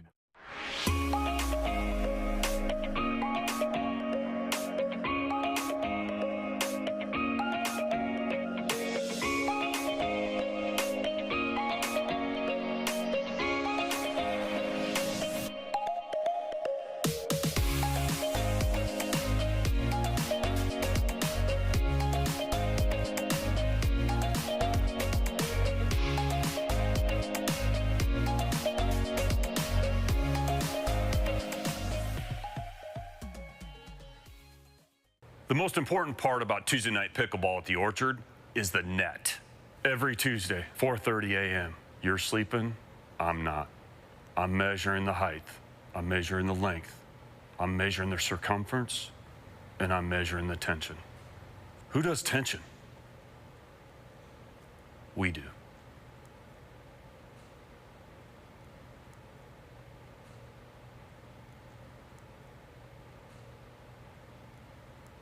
Pickleball Den technology powers the sport of pickleball.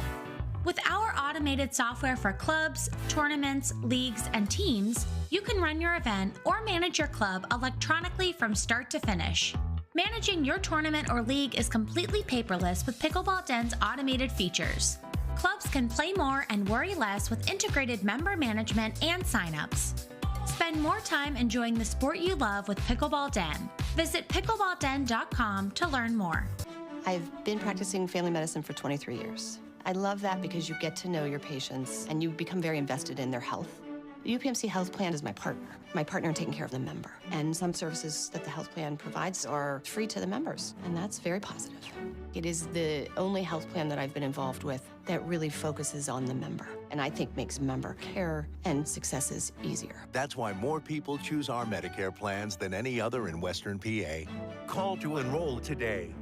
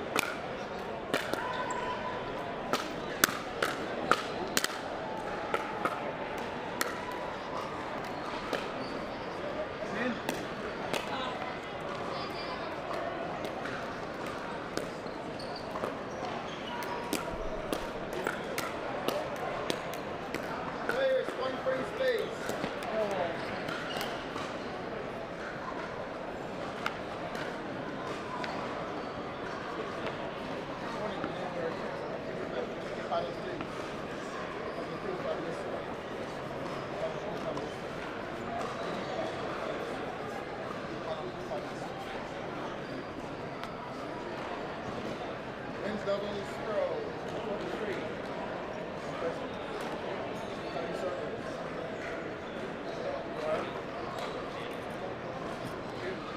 I was just trying to.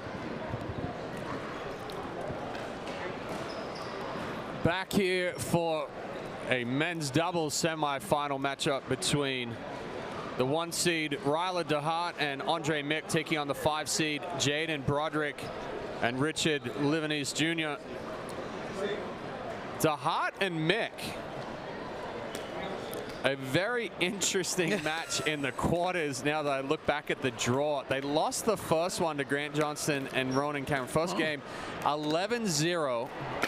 Came back and won game 2, oh sorry, 0-11. Came back and won game 2, 11-7, and then pulled it out in game 3, 12-10. Wow.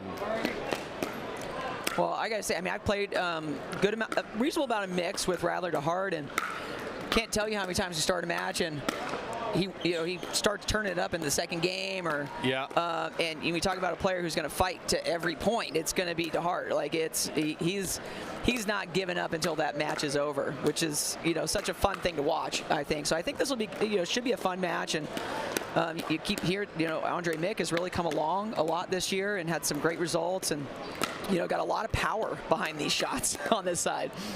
Yeah, we saw it yesterday in mixed doubles with Ryler DeHart playing with wife Megan Fudge. They lost game 1 11-5 after going down like 7-0. And then they go up 9-0 in game 2. That's right, yeah. win that one 11-5. And then it's 13-11 in game 3. I mean, I'm not gonna lie. I've been in matches with Ryler, and I'm like, we're not winning this match.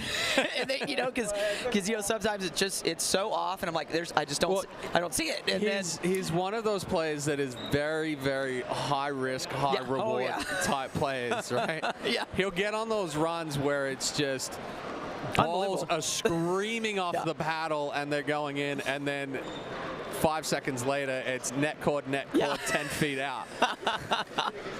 It's I mean, I love his passion on the court. I'm not gonna lie. He's so fun to watch. I love playing with him. I think he's got a great attitude on the court, and what I love about it is he's never gonna give up. So he could play horrible and miss 5 shots in a row, but he is gonna give it your all, and he's not gonna fold. His mental game is not gonna fold, which I think is so easy to do with so many players. You get down and you get worse, whereas I think Ryler gets down, he gets better.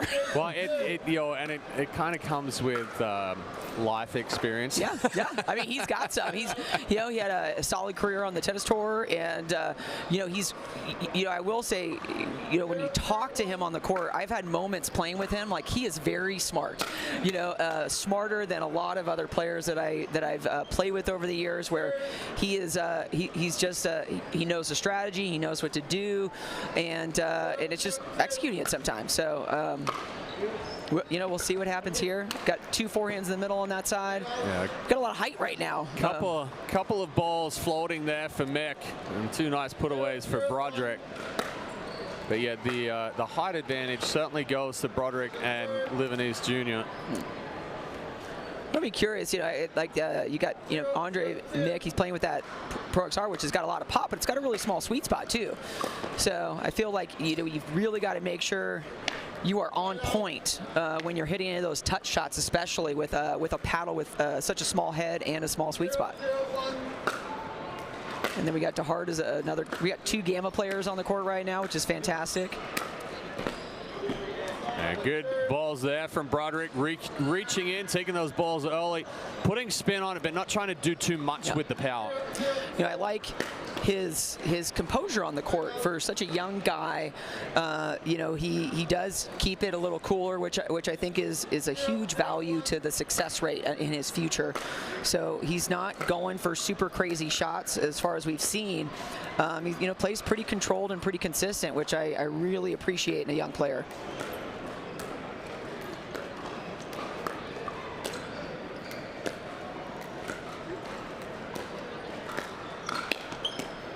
A little unlucky there for DeHart with that one catching the net cord, but a well-constructed point there for Broderick and Livanese. Absolutely.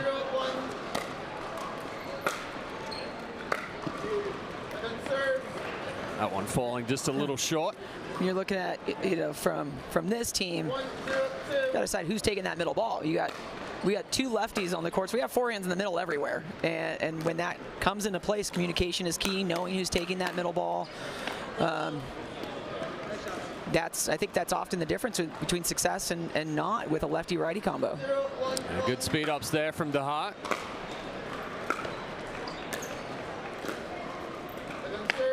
That one just falling short. I have seen DeHart put a lot of time into the backhand.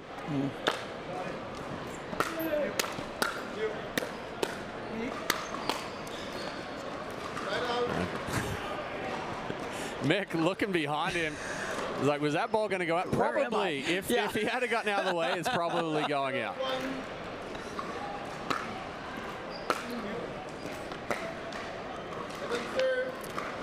And this is what we were talking about in our earlier men's match, just a lot of missed third shots.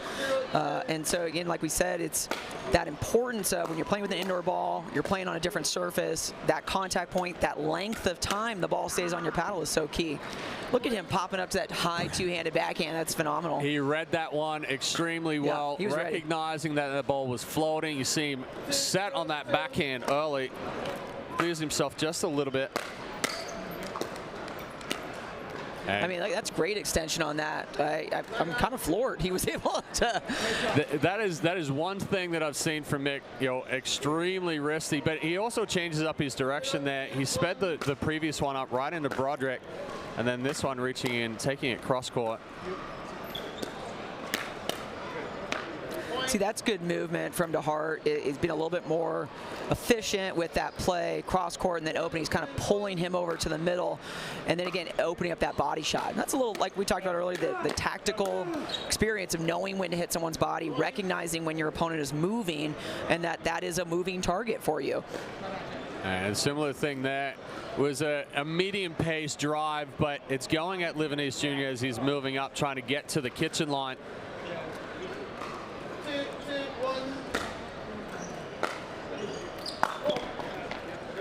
And Mick just rushing forward on that one.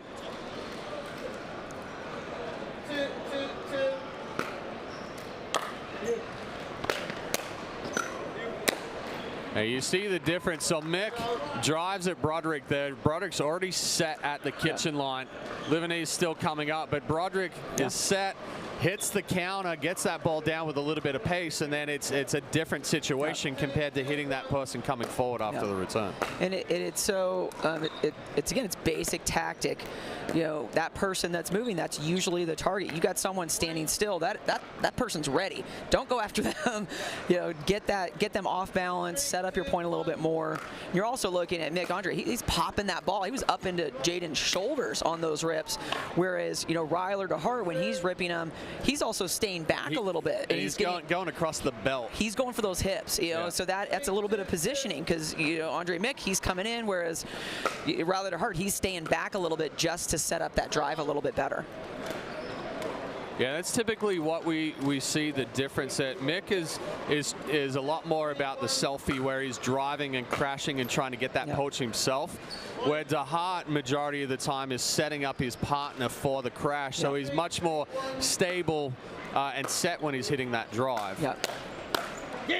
So then he gets it there. He got it there, but, you know, that difference was he adjusted his feet a little bit more. He stayed in his shot a little bit longer, and he's able to come in really quick on that. So that's, you know, when it works, it works.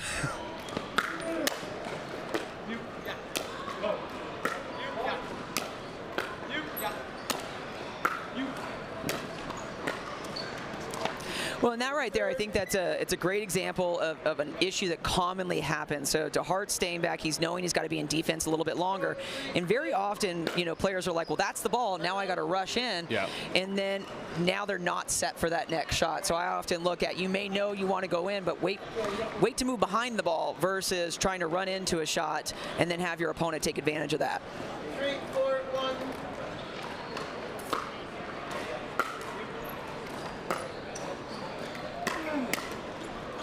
A little unlucky there for Broderick. Just got a little too far behind him on that forehand and catches the net cord. But a good adjustment there on the drop. He'd missed a couple of drops into the net, got a little bit more height on that one. You got me. You.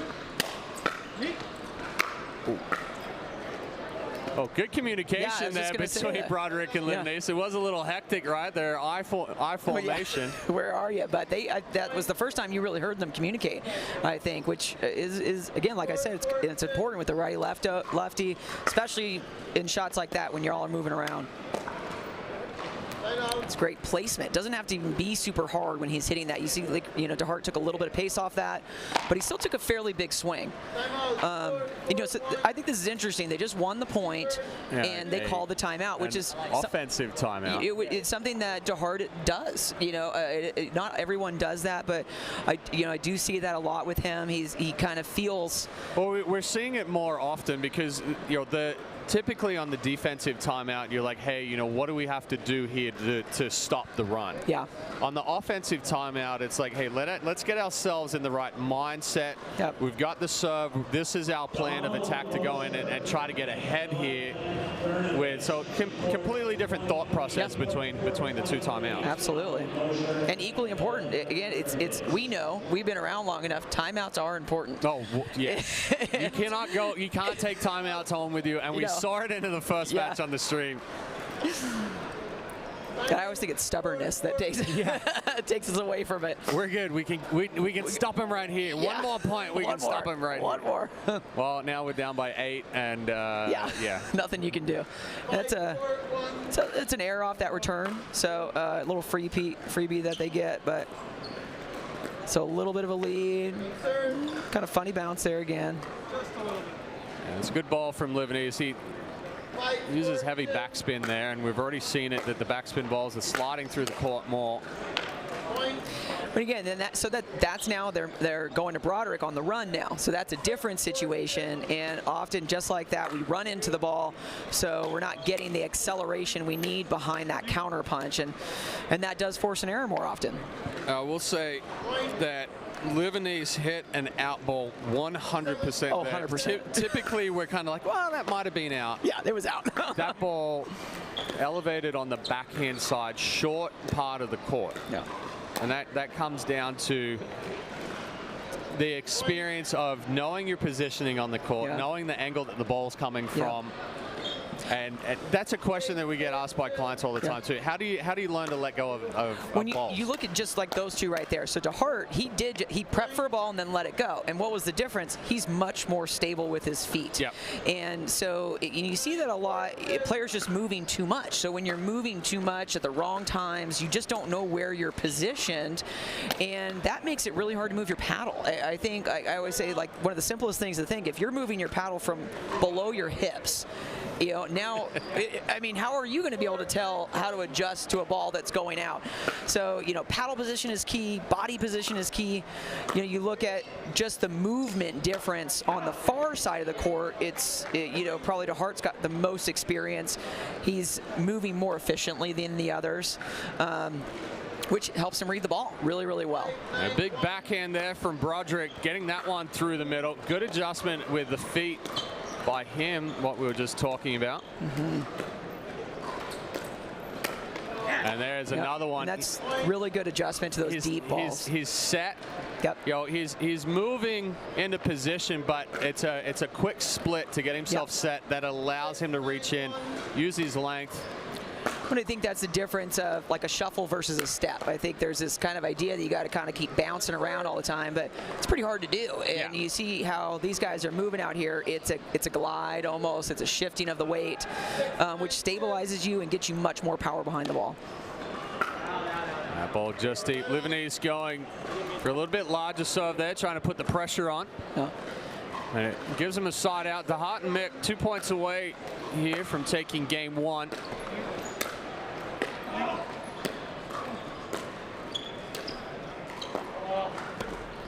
Again, it's a really good off-pace ball when he was changing direction, which, again, is so important when someone's moving fast and hard, just changing the pace, and it often forces an error. That's a good spot there from Livanese.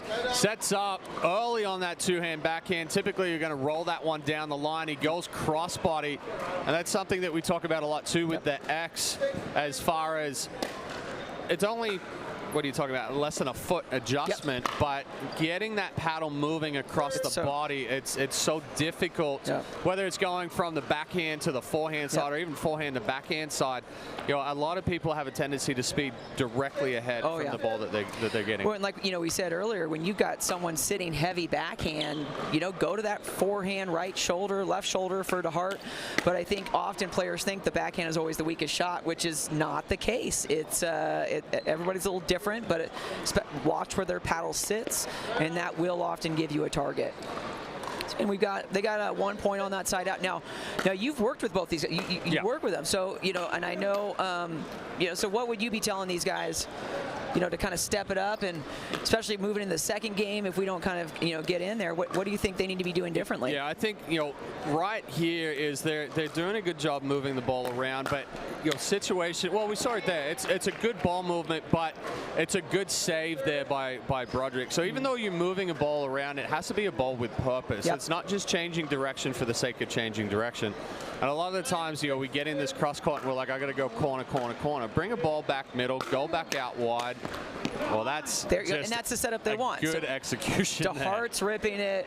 Mick is going for it, and that's a play right there. That's a partnership working. And that brings up game point here for DeHart and Mick. Wow, that was, I mean, he was like, I'm going for it. It's so let's see if they're playing like you want them to play. I think on the opposite side here with their returns, right? They're trying to go a little bit more middle with the return. Yeah. And that's a situation where you've got two forehands in the middle. Yep. And you've got two guys that rip that drive. That's more of a return down the line. Yep. Try to find the backhand. Even if they run around the forehand, you're still making a move and you're changing the angle of the shot. I think that's one of the most common mistakes people make. They think the middle is safe. Well, we're going to take a quick break here, and we'll be back with game two right after this. The most important part about Tuesday night pickleball at the Orchard is the net. Every Tuesday, 4:30 a.m. You're sleeping, I'm not. I'm measuring the height. I'm measuring the length. I'm measuring the circumference, and I'm measuring the tension. Who does tension? We do.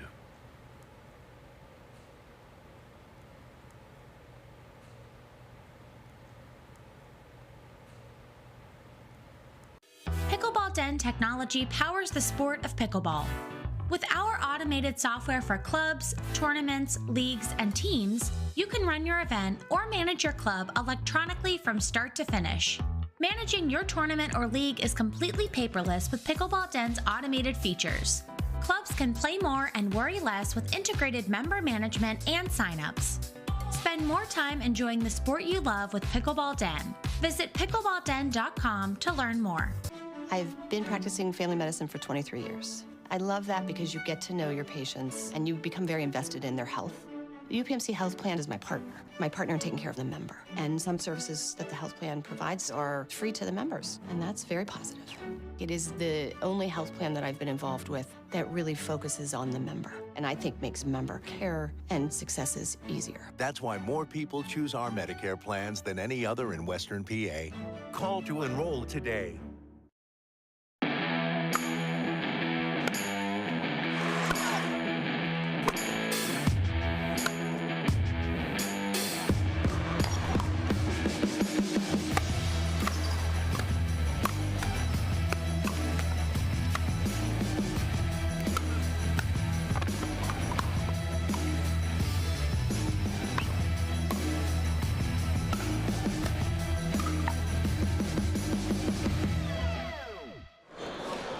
Back here for game two of this men's semifinals matchup between Andre Mick and Ryler DeHart, taking on Jaden Broderick and Richard Livanese Jr. So, Sarah, we had a little bit of a discussion before the break. Yep.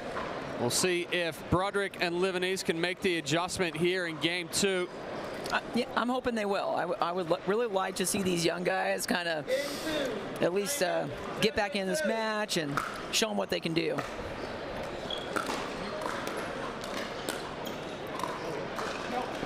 That ball's just deep.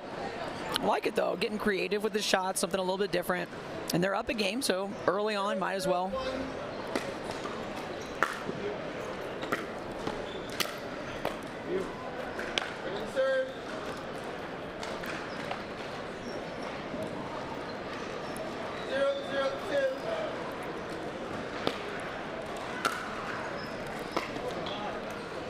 That ball just sliding a little bit there on Lebanese. I'd like to see the stats on these shots, on how many third shots are being executed and how many are just going into that net. I love that.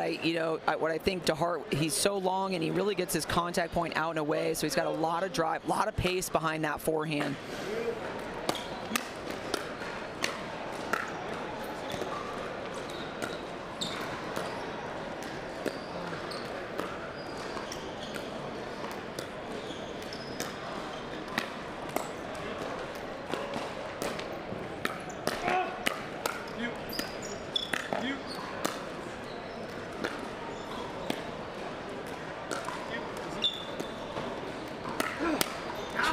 Yeah, it was good defense. Is it much more elongated? Yeah, I'm not sure why Andre Mick didn't take that forehand. He's sitting right there. But again, he's sitting to his backhand, so he's not even looking for that middle ball. So then Ryler takes it, and Jaden Broderick, he's all over it. He's ready to go. Oh, and Broderick just getting a little too big there. Big swing. And again, it's a high risk from Andre Mick coming up, but high reward in that case. And I think, you just win a game, go for some shots that kind of intimidates your opponent a little bit and see if it works. Look at that. Yeah, good adjustment there for Broderick. Getting Mick all twisted around. Last one, tough for him to pick up off the net cord. A little hand switch there. He was late, so he just decides to switch hands and go for a right-handed forehand. Is it worth it? I'm not sure.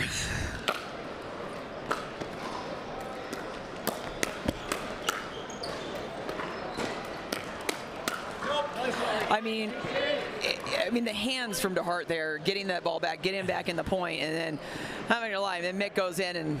I think it's a premature speed up from Mick right there. You just got yourself back in the point. It wasn't even, and like we said earlier, you've got to be ready. If you're attacking the ball, be ready for it to come back. If you're not, it's not the right ball.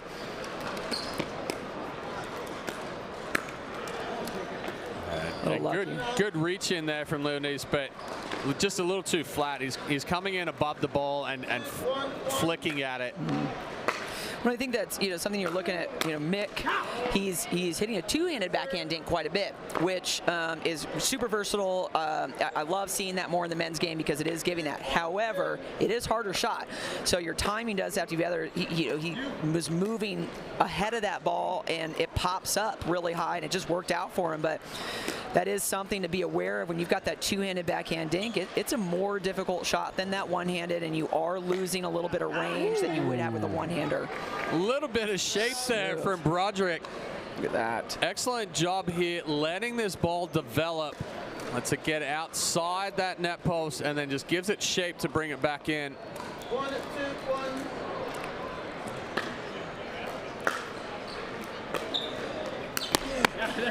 And that's a great play right there from a down-the-line return. Notice that this side is probably returning on the outside a little bit more than what we talked about, that middle return, and it sets him up for an earning really nicely on that side.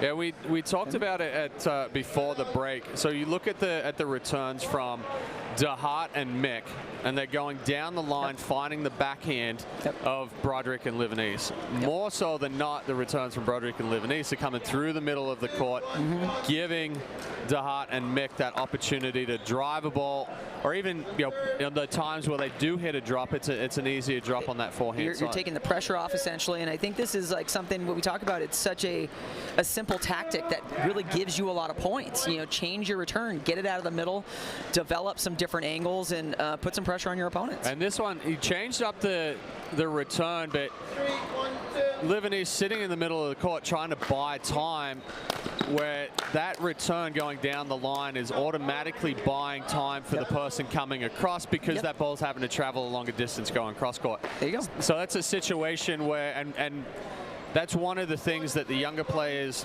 aren't as adept at, is understanding the angles that can be created from a ball, or the coverage that needs to happen on a certain ball. Correct. And it's like what we talk about when we're at the non-volley line. If you just play the middle all the time, you're not getting anything out of it.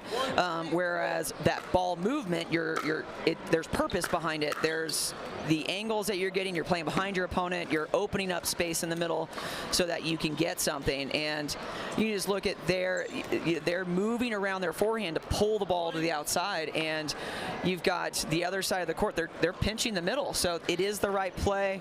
Can be a little bit more difficult sometimes, but it is going to be more rewarding.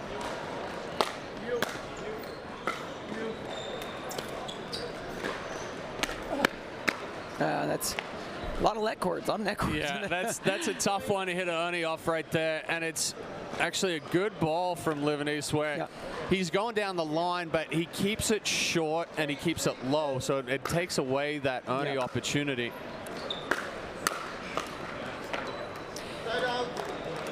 And again, it's looking, okay, where should you be driving it? How should you be driving it? What is that target? And it is really important to make sure that those drives are, at least below the chest. Anything up above, your opponent's going to eat that up.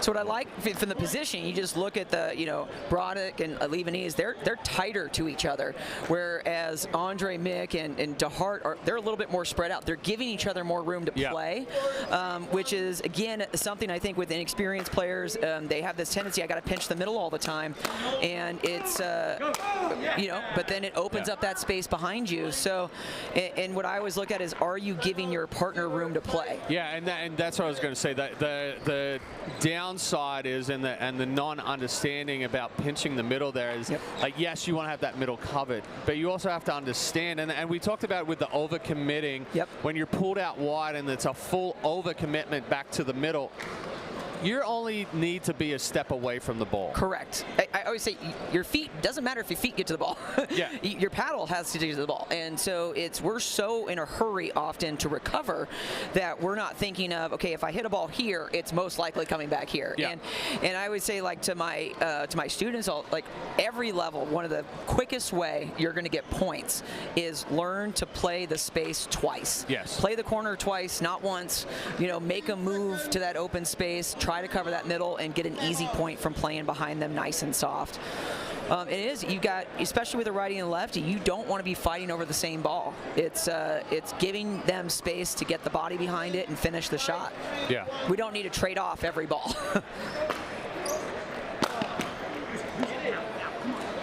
So that, that was a more down the line return coming from Broderick and Livanese, and that gave him some reward.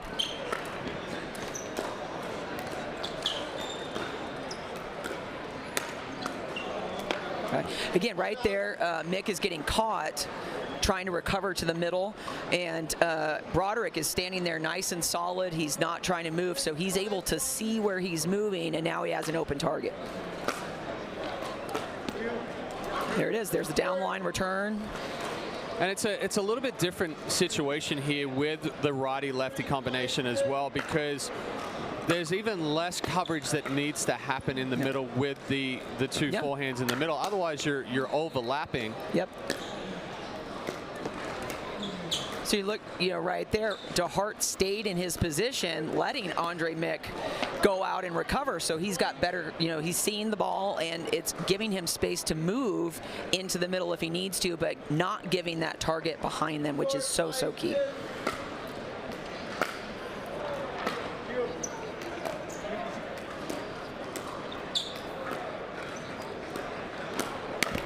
Oh, he got away with one there. A very ambitious Ernie from Jaden Broderick.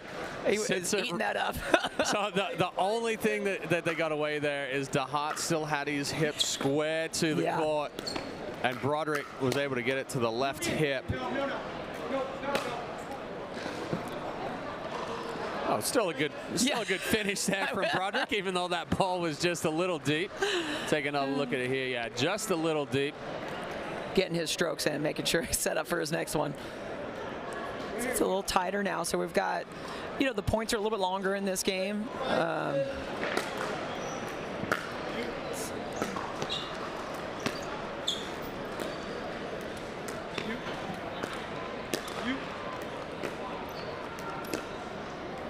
One thing I like seeing from Broderick and DeHart is they're mixing up their forehands and backhands. They're not just staying, well, right there, I think DeHart maybe stayed in his backhand too long. And that's something players often struggle with, is they hit the same shot over and over again. But you know what Broderick did really well is he's moving to a forehand, he's moving to a backhand. And that's now changing up the spin of the shot, the target of the shot. And it's making you take more time to the ball. You're not rushing it. No, out, let's go. DeHart just a little late. They read the speed up well, but good flick from Livanese. Well, I think that's a little bit of what you just talked about, is sometimes that tendency to stay too square to the net. And so, I mean, DeHart was on it, but he is still facing the wrong direction, so he's not getting that contact point where he needs it. Instead of turning the weight, shifting it towards the middle with the ball, it's very easy for players to get stuck squared up on that line to the net. Yeah, and that's one thing that we've seen a transition to. It's one thing that I talk about when I'm working with students is, think about squaring the hips to where that ball is, and it kind of opens up your contact point a little bit. Whereas if that ball's cross court for you, or even there, it's still coming middle, but the heart's a little bit wider. You're squared directly in front. Now that ball gets sped up to the forehand side. The first movement, because you don't have that slight opening, is the elbow goes back. Now the contact point comes back behind you. And we're not talking about fully turning at a 45-degree angle. We're talking about maybe a 2-inch step back on the left hip, of the left foot, I should you say. See that movement with so many players. It's a clean shifting, so you're opening up. And this, I think a lot comes from that tendency for players to be wanting to shuffle all the time. It's like if you're consistently just shuffling side to side, you're consistently square to the line, square to the net, so you're not getting your hips to the ball. And again, a lot of players do this. So if you recognize this in your opponent, it's an easy target. A good spot there from Livanese, going right at the left shoulder of the heart, and then a miss return. So it's very different. Combination here has given Broderick and Livanese game point here in game 2. 10-5-2.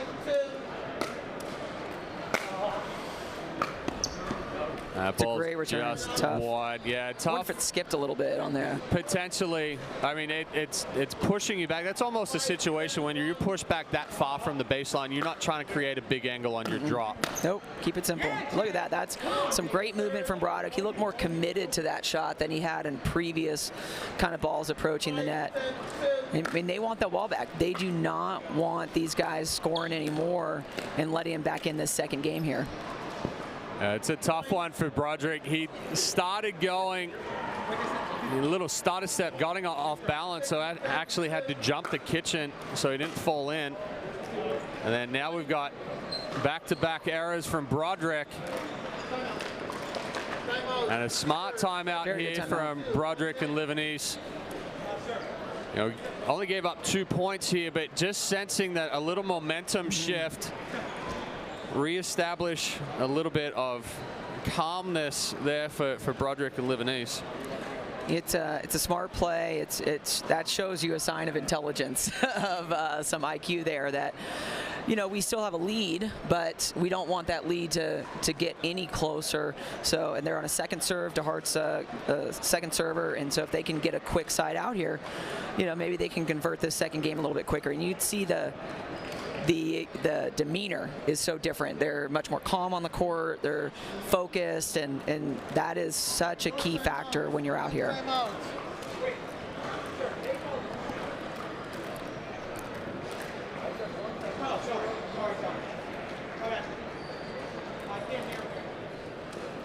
Time in. 7-10-2.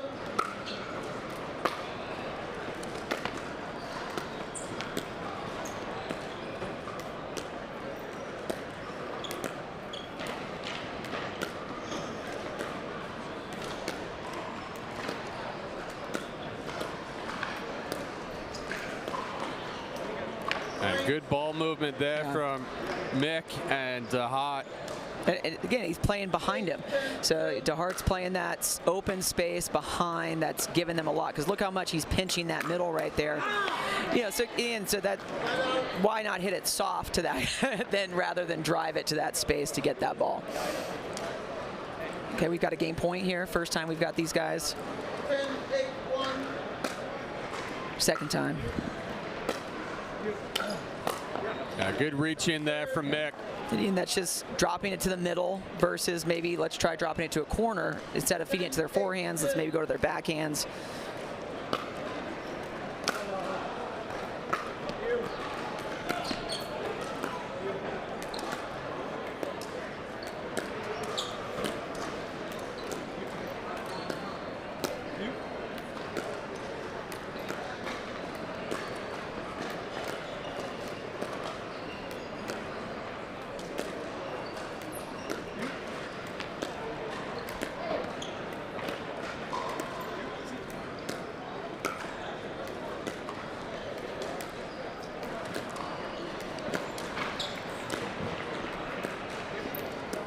Might be the longest point they've had. Look at, I mean, a lot of good patience here, good ball movement.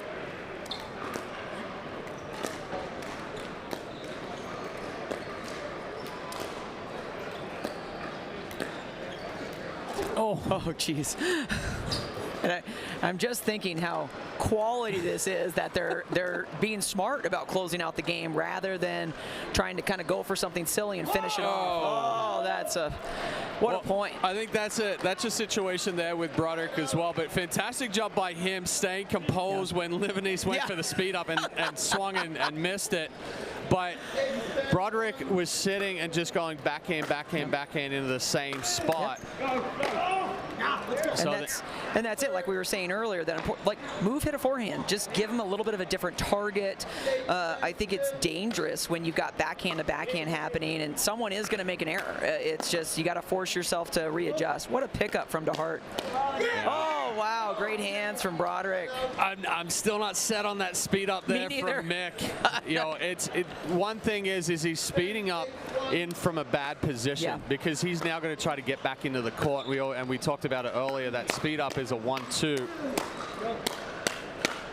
Yeah, good hands battle there. And that was a much more calm point from Mick versus some of the others where we've really seen DeHart kind of be the calmer one on the court and Andre Mick kind of a little chaotic. So, you know, if you want to stop them from winning this game, you got to be a little smart.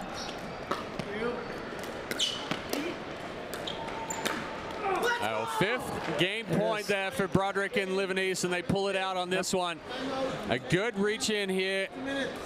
Ball floats just a little bit off of DeHart's paddle. Again, I just think playing in the middle too much. It just kind of fed into them finishing off that game, and let's see what happens in the third.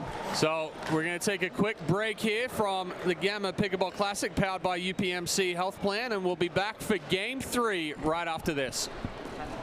The most important part about Tuesday night pickleball at the Orchard is the net. Every Tuesday, 4:30 a.m. You're sleeping, I'm not.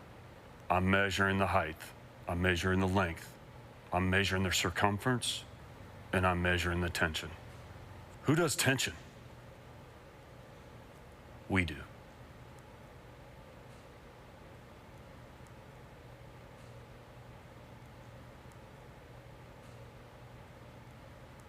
Pickleball Den technology powers the sport of pickleball.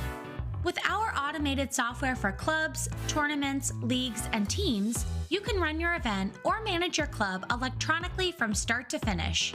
Managing your tournament or league is completely paperless with Pickleball Den's automated features. Clubs can play more and worry less with integrated member management and signups. Spend more time enjoying the sport you love with Pickleball Den. Visit pickleballden.com to learn more. I've been practicing family medicine for 23 years. I love that because you get to know your patients and you become very invested in their health. The UPMC Health Plan is my partner in taking care of the member. And some services that the health plan provides are free to the members, and that's very positive. It is the only health plan that I've been involved with that really focuses on the member, and I think makes member care and successes easier. That's why more people choose our Medicare plans than any other in Western PA. Call to enroll today.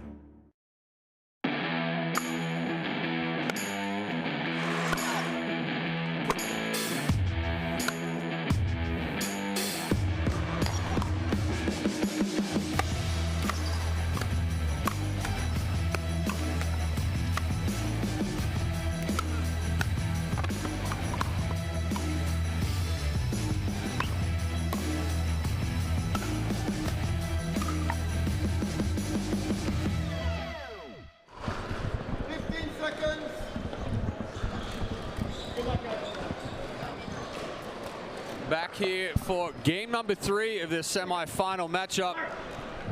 Game 3. DeHart and Mick taking game 1, 11-6. Broderick and Livanese answering, taking game 2, 11-8.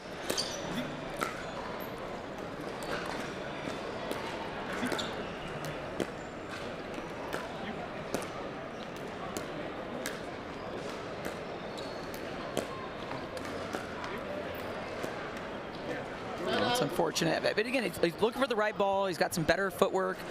I like that, again, he's moving to his forehand to kind of create a different ball.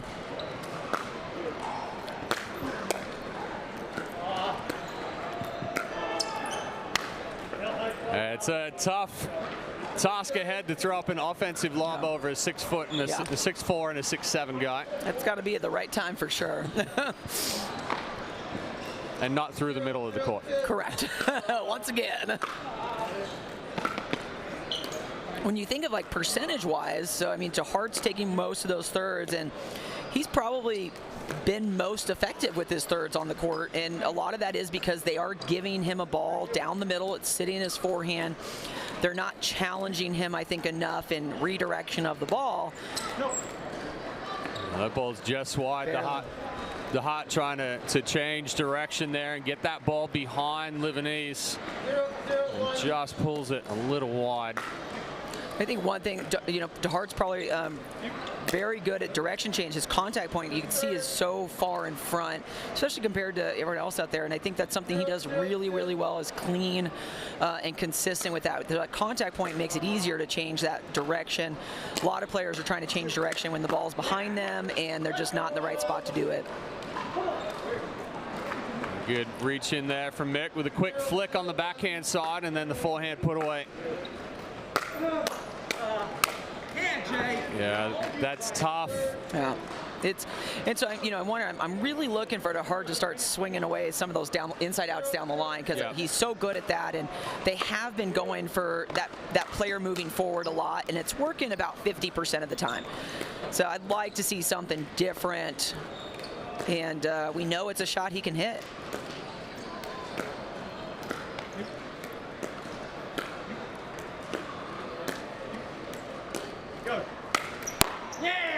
Yeah. Right into that lefty forehand. Again, we got a big guy out there lobbing a big guy.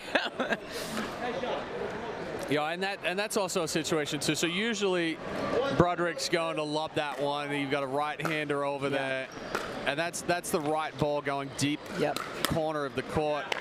A good counterattack there from Livanese. And Livanese, he's solid there. He's not moving around. He's not bouncing. He's ready to move that ball, which makes it, again, now he's ready to counterpunch versus, you know, be in defense.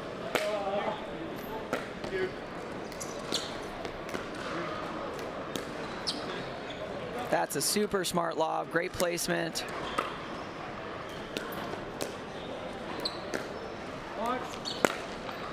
That ball's just wide. So you talk about the differences between the 3 lobs that we've seen here in game 3. Mick tries to go through the middle. Livanese and Broderick are established. Yep. Broderick tries to go through the middle. DeHart and Mick are established. That one from DeHart is that, well, that's a big forehand put away there from Broderick. You can hear that one. The difference on that DeHart one is he had Livanese moving. Yep. Chooses the right point as Livanese is trying to come back and reestablish middle of the court. And I think something to recognize there too is that DeHart expects it to come back. You know, very often players are lobbing and they think it's going to be like a winner or something, where it's really about kind of resetting the point a little bit. Sometimes you're looking for something good, but you have to anticipate that ball coming back. Now both of them, again, we're sliding into the same space. You know, Broderick could have come in and take a forehand. Livanese could have taken a forehand as well, and now they're not able. They're both covering the ball, but not really able to execute because of that tight pinching of the middle.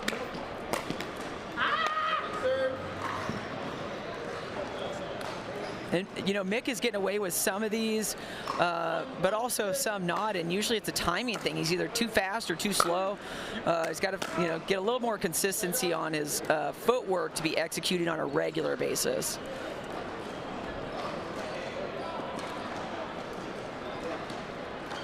Quick towel off here for Livanese. Roll Tide at once.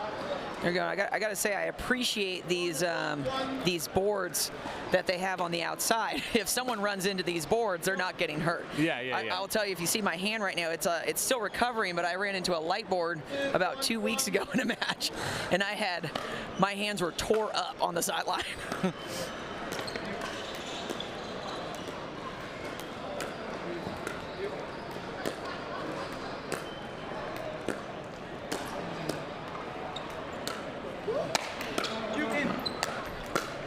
Yes.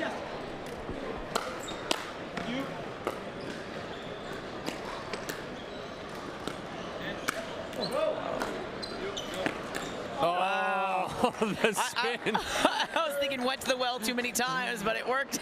Yeah, I mean, so that's the thing to talk about as well, is the lobs from Tejada going over the backhand side of Livanese. So completely different. He's not, and that difference too is like Broderick, let's say, when he's taking, or DeHart, when they're taking that backhand, they're often taking two hands. Yeah. Where it's a little bit easier on that high ball, but Livanese is taking a one-hander, which is even tougher.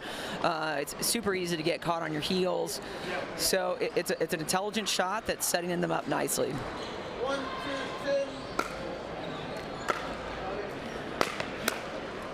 Let me tell you, I'd just really like to see these guys get their returns out of the middle. I just think it would be an entirely different game.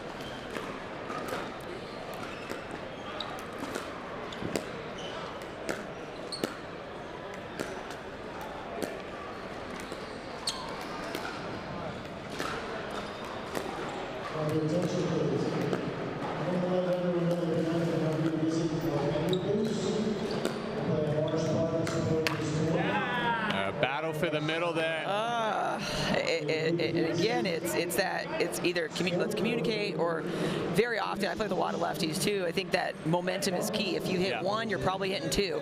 And so very often I have to tell myself, it's not your ball. They're in rhythm, they've hit 2 or 3 balls, let them keep covering their own shot rather than maybe getting in their way of them trying to cover it. Yeah, big Ernie there from Broderick.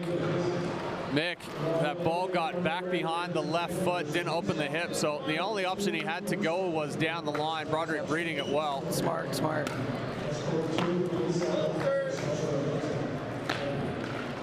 little awkward. That return pretty much bounced at the kitchen line.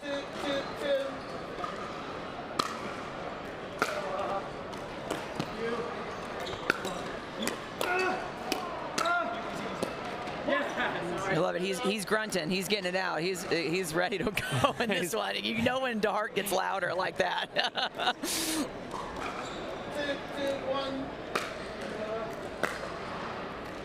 1. Ball's just deep. Broderick again getting a little too big with that backswing. 3, 2, 1. I think one of those things that's difficult is that, again, that transition from outdoor to indoor. Wow, that's smart. He stayed in that shot. I think that was like one of the most controlled shots we've seen from Andre Mick. That was fantastic. Yeah, and the big thing here too is he's speeding that up back cross court, and he follows that back. So if that ball does come back, he's now put himself in a position to attack again.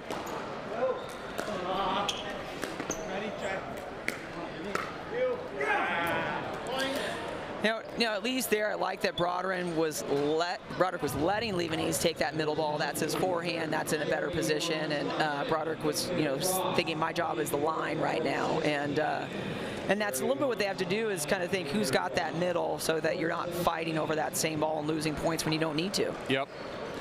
So timeout here from Broderick and Livanese, trying to slow the momentum of DeHart and Mick. They've now established a 3-point lead.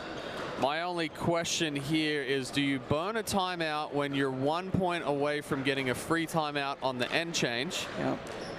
And just say, you know what, we're going to suck it up and one more point. If this was not an end change game, then yes, I would 100% be using a timeout. Right? With an end change, maybe I'm waiting that extra point. Save 2 timeouts down the road. Time in. 5, 2, 1.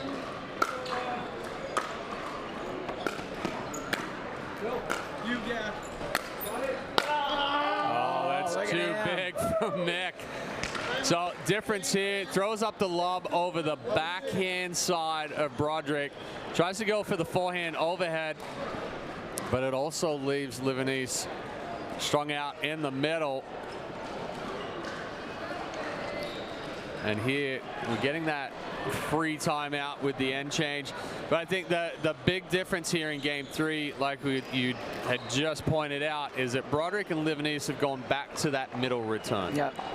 So it's giving DeHart and Mick that easier transition forward, not really putting a whole lot of pressure on it. It's similar to, we talk about with the fourth shot, how important the fourth shot is. If you make it easy for them to come forward, you take that fourth shot and just bump it back or put it back into the middle of the court a lot of the times. You're not putting any pressure on them to transition forward. Same goes with the return.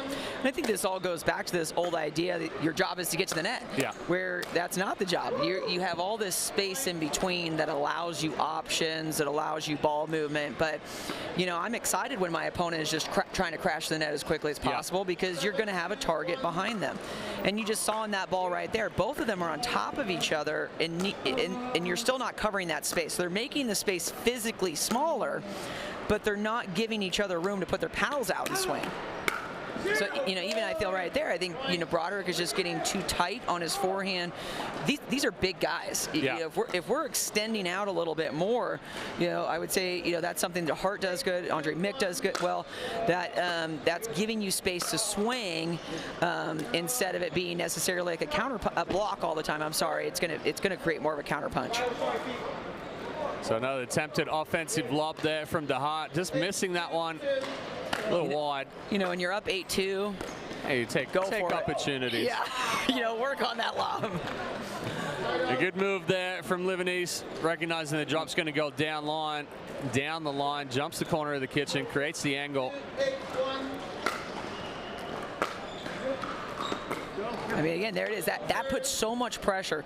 So he's going from one extreme angle and trying to drop it to the other extreme, and people don't realize how difficult that is. And so it's a smart return that gives you a lot of options. Sometimes we rush it, but he was still going for the right ball, and I say as long as it's the right ball to go for, make some errors going for it.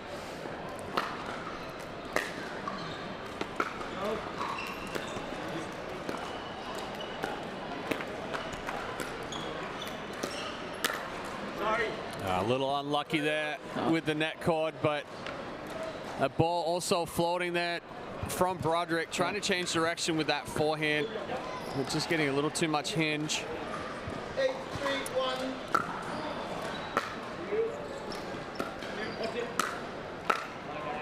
A good spot there.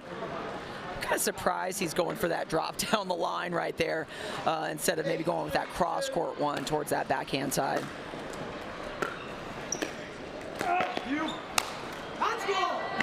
That's a better job taking that ball early. Livanese steps over and he creates the angle off of the fourth shot.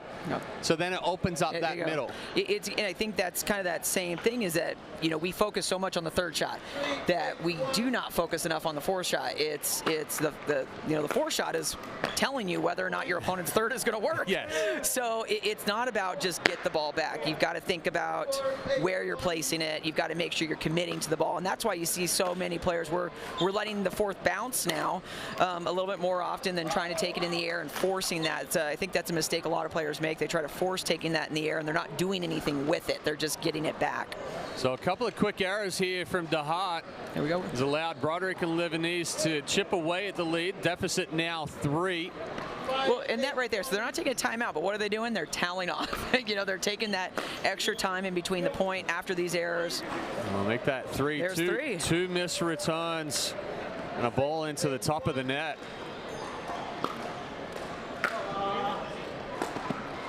Now, I would not be dropping the mic right there. You've just had DeHart has made 3 errors in a row. And I think, is that recognition of experience right there, that they're not seeing, hey, we just did this successfully.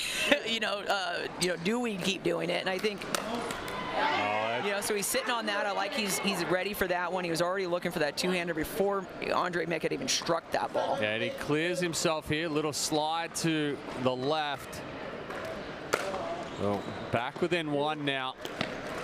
Make that even. Oh, there we go. Look at that. Excellent drop there from Livanese. It was only about an inch over the net, but it had heavy backspin and just slid through the kitchen line. So then we're looking at this. Are they using the timeout? You know, because then they did they had another timeout.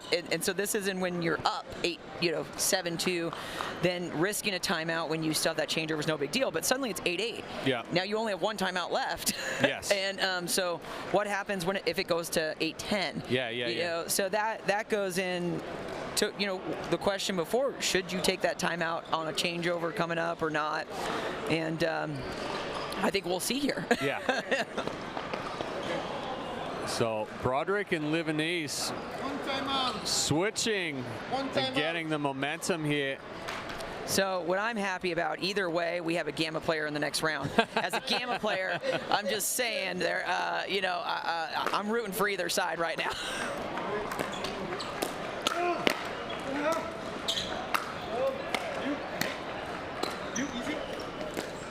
I mean, what a quality point from DeHart right there. Very good ball from DeHart. I mean, he kept him in, and then that's right on the line, about as tight as you could go. And that right there, I think, just shows you how he can play terrible. Yeah. And then he could turn it around and just be the rock on the court. A good reach in there from Livanese. Finding the feet of DeHart as he's coming through that transition area. Right, so we're at 8-8-2.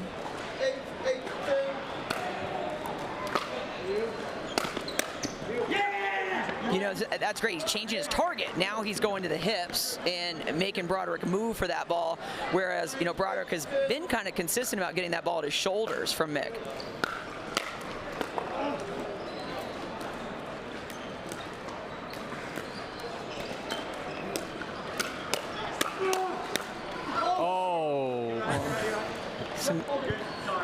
So if you watch Livanese's paddle right here, it's down at his knees. Yeah. No chance. There's no way he's getting. No what is he doing? chance for him to get up to that. That's a situation, especially in that firefight. Yep. Paddle doesn't have to. It used to be like we talk about. Paddle has to be up. Yeah. What we're transitioning more to now is that the paddle has to be above the wrist. Yeah, and it's that ability because to move. it creates that hand movement first. As soon as that paddle's down below the wrist, the only way to get it up is the shoulder or elbow, and you end up getting caught, and there's no chance that you're going to get up there. When you think this goes into what we talked about earlier, just being way too open. I mean, your paddle protects your body. Yeah. So if your paddle is like over here at the side, then you are a target, and that happens a lot. You see, like all three except for Livanese were stable. Their feet were down, whereas Livanese was trying to bounce around. Well, that often drops the paddle in these situations instead of thinking of getting that paddle out in front. So I know he's kind of giving him a hard time about hitting him, but it's his own fault. Yeah. Match point here for DeHart and Mick.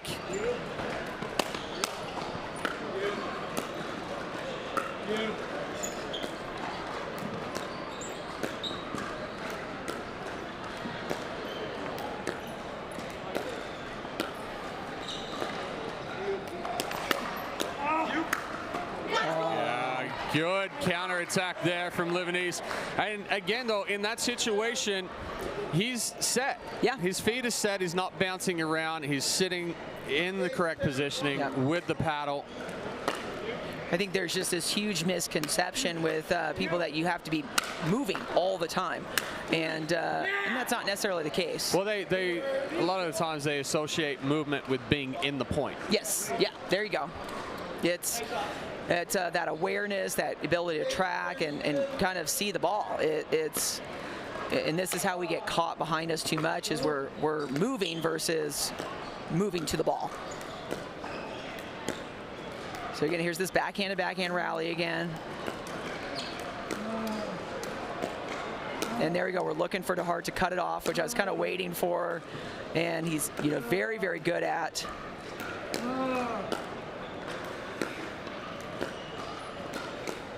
Broderick, here he is. He's changing that a little bit, which is a good little adjustment. He's still making contact out in front.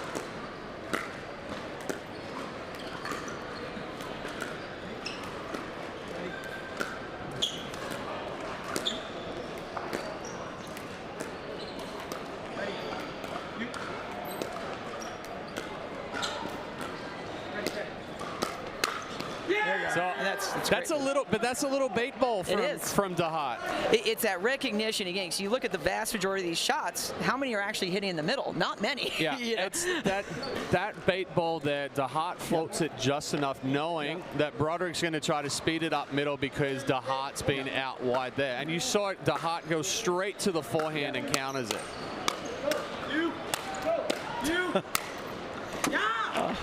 You got a hole in your paddle, mate. There you go. Well, and there we go. So what we saw with Broderick and even East on the other side, when they had game point, they played more controlled. Yes. Where here on this side, they're trying to finish it off, and that can cause problems. It can often be why someone doesn't close a match. But let's see if. And there you go. A little lackadaisical there from Mick, kind of just walking through that drop, never even established a solid base. So Broderick and Livanese have saved 4 match points. And I think a lot of it's not doing anything special besides just not missing the ball. Yeah. You know, and that can be helpful sometimes. There are times when your main job is get the ball in play. A good aggressive play there from Mick.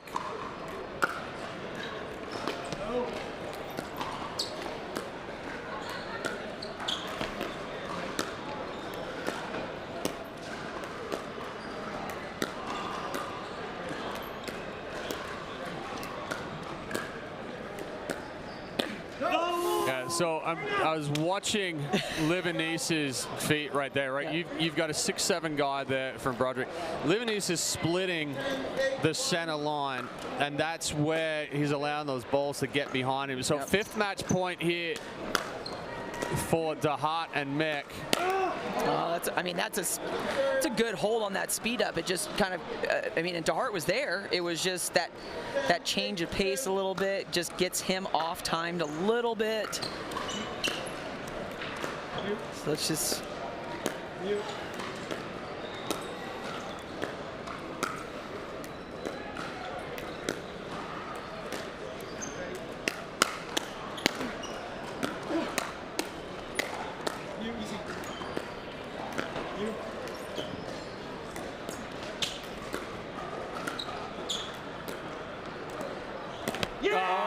So tough on match point. Great point. I mean, I get there. Broderick's trying to put the pressure on, but it's a softer ball from DeHaat that just gets over the net and drops down quickly. Oh, man. I mean, could we get any closer? I don't think we could. Probably not. Well, yeah. We could find out. Yeah, I mean, it could be 11-13, you know, but you went from an 8-2 lead to a 8-8, and suddenly it's a different match. So, you know, it's a game of players in the finals, right? There you go. So DeHaat and Mick will move on to the winners bracket final. Taking this one 11-6, 8-11, 11-8. Broderick and Livanese will drop down and have to fight their way back. But coming up next, we have our other semifinal here from men's doubles with 2-seed Eden Leica and Austin Chikatalov taking on the 3-seed Jason McNulty and Brendan Long. We're going to take a quick break, and we'll be back with more action here at the David L. Lawrence Convention Center in Pittsburgh, Pennsylvania, right after this.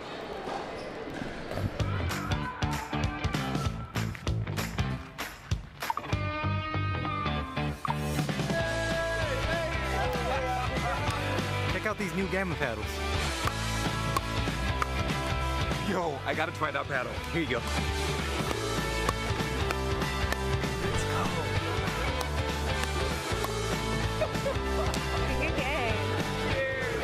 Play with style. Play with Quantum by Gamma Pickleball.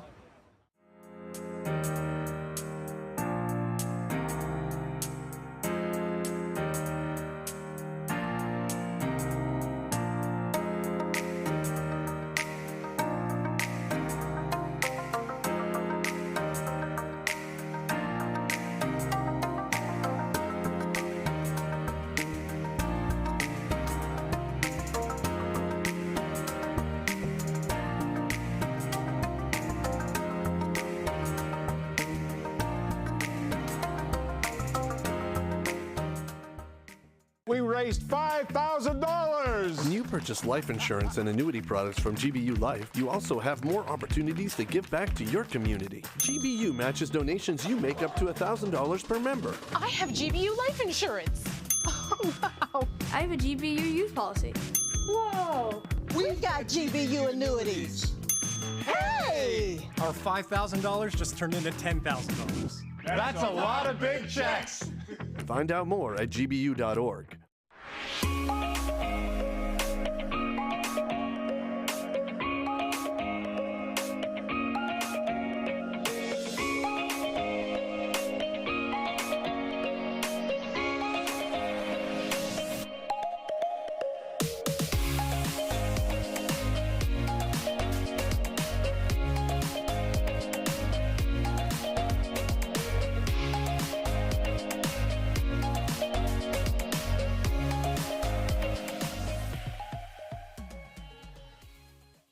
The most important part about Tuesday night pickleball at the Orchard is the net. Every Tuesday, 4:30 a.m. You're sleeping, I'm not. I'm measuring the height, I'm measuring the length, I'm measuring the circumference, and I'm measuring the tension. Who does tension? We do.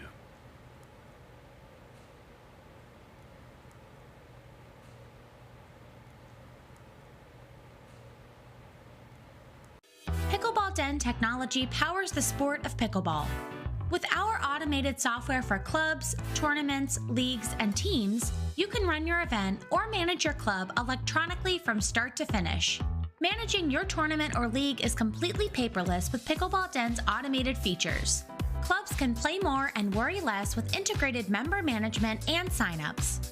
Spend more time enjoying the sport you love with Pickleball Den. Visit pickleballden.com to learn more. I've been practicing family medicine for 23 years. I love that because you get to know your patients and you become very invested in their health. The UPMC Health Plan is my partner in taking care of the member. And some services that the health plan provides are free to the members, and that's very positive. It is the only health plan that I've been involved with that really focuses on the member, and I think makes member care and successes easier. That's why more people choose our Medicare plans than any other in Western PA. Call to enroll today.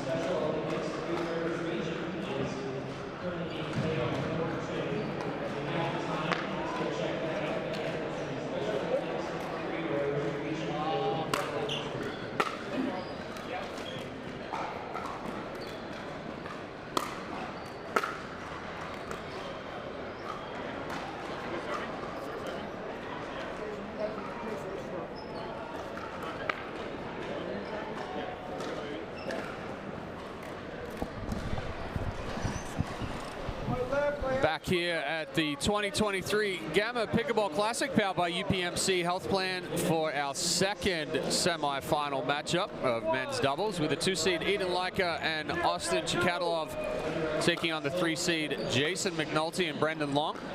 I'm loving the matching purple and gray. I gotta say, it's I think it's great. It's the first time we've seen it today. We're seeing it more in the men now. I love it. We're seeing it more in the men. It used to just be the females, but now we're going with the men. I'll admit it. We got the outfits laid out. Like, what are we wearing today? Whereas I wonder, guys are a little bit different, but we are seeing it more. I like it. Yeah, good read there from Long, but just catching that one a little late. Ball got back behind him. Sarah just had a delivery of a fluffy parcel. I'm not paying attention. Yeah, big overhead there from Long. I've got an adorable puppy in my lap. I'm really trying to pay attention. I'm gonna give him back. I love you.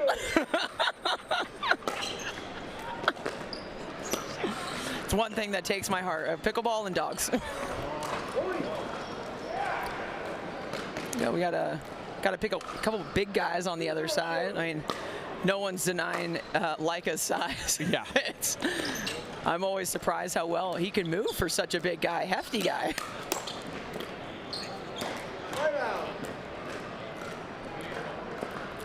Here we go. We got Brendan Long's a Gamma player as well, so I might have an edge for wanting some Gamma players in the final, but I'm sure it'll be a good match either way.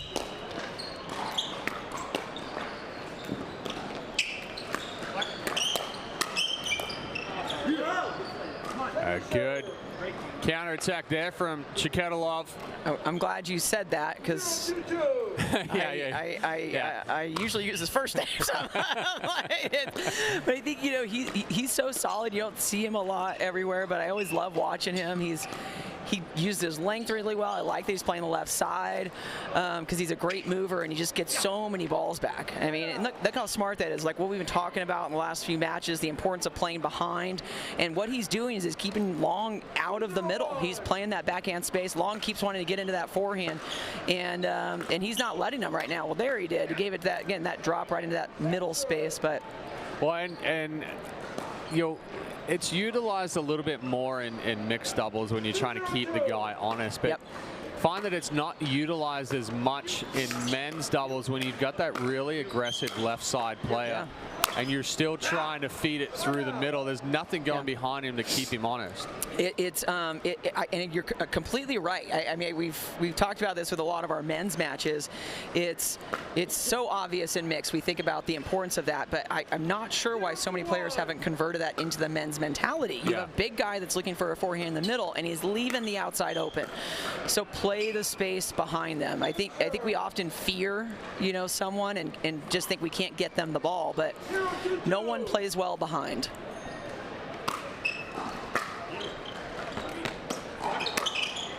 Yeah, good ball there from Chikatalov. Long getting caught moving in that transition area.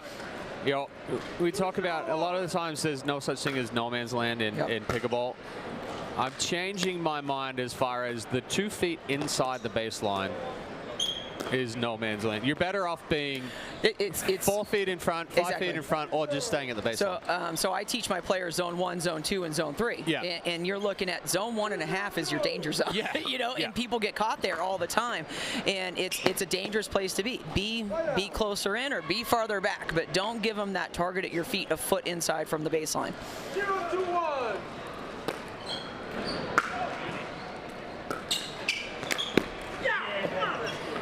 I think this again has to do with, like we saw in the last matches, that down the line drop shot is often going to create an Ernie for your opponent, especially big guys like this. And maybe looking at a cross court to the backhand, something in a sense creating an angle rather than it's a hard shot to hit that down the line drop. It's a much more difficult percentage to hit than going that longer distance.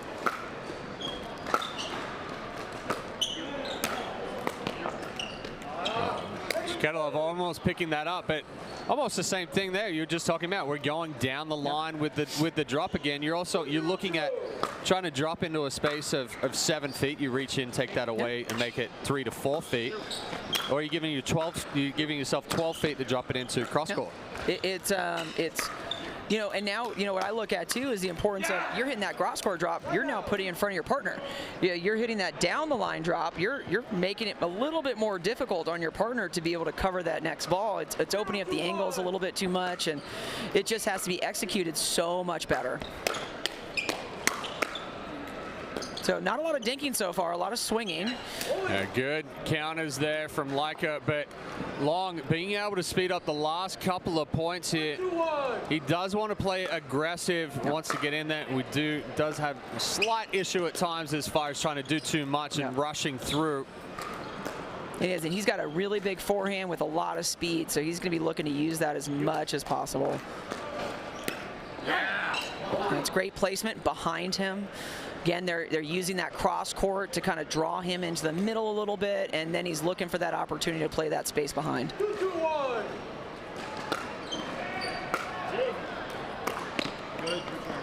Yeah, a little bit of tape there, so it does mess with that bounce. And it's kind of like what you're just saying. It's just rushing through that shot a little bit. When you've got weird bounces, anything that's going to bounce differently, you've really got to make sure your feet are under you so you're executing the shot. Okay, so again, so now he goes cross court, which is great, but then he gets stuck 2 feet inside the baseline. So it's one to hit that ball, but you're now like, hey, you're trying to press forward. I always think of like a snowplow. People are just trying to get to that net instead of being more purposeful. Make that ball bounce in front of you, and then move behind that ball. Especially when you're popping a ball up, your third shot's not effective yet. Then why are you trying to step in and give them your target as your feet?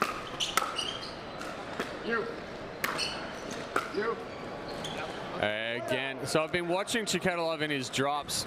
The last few, he missed one going down the line. He missed it. He left another one sitting up there. You talk about you've got the aggressive player in Brendan Long, and he likes to get big in the middle there.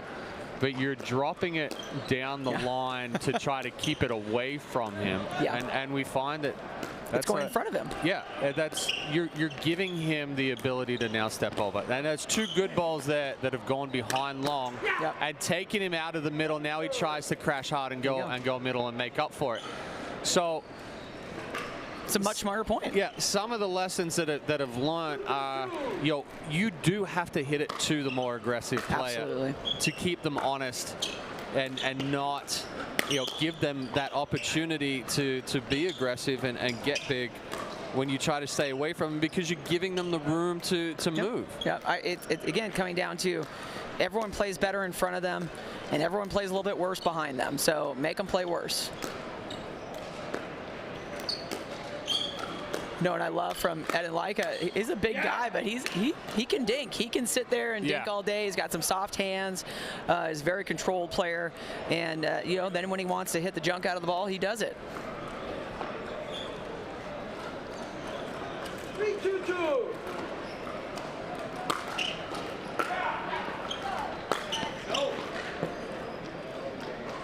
And again, that's a good time to drive the ball. Long just put a really aggressive serve in there, and that's something is very good in his game. He does a lot with his serve when he can do it.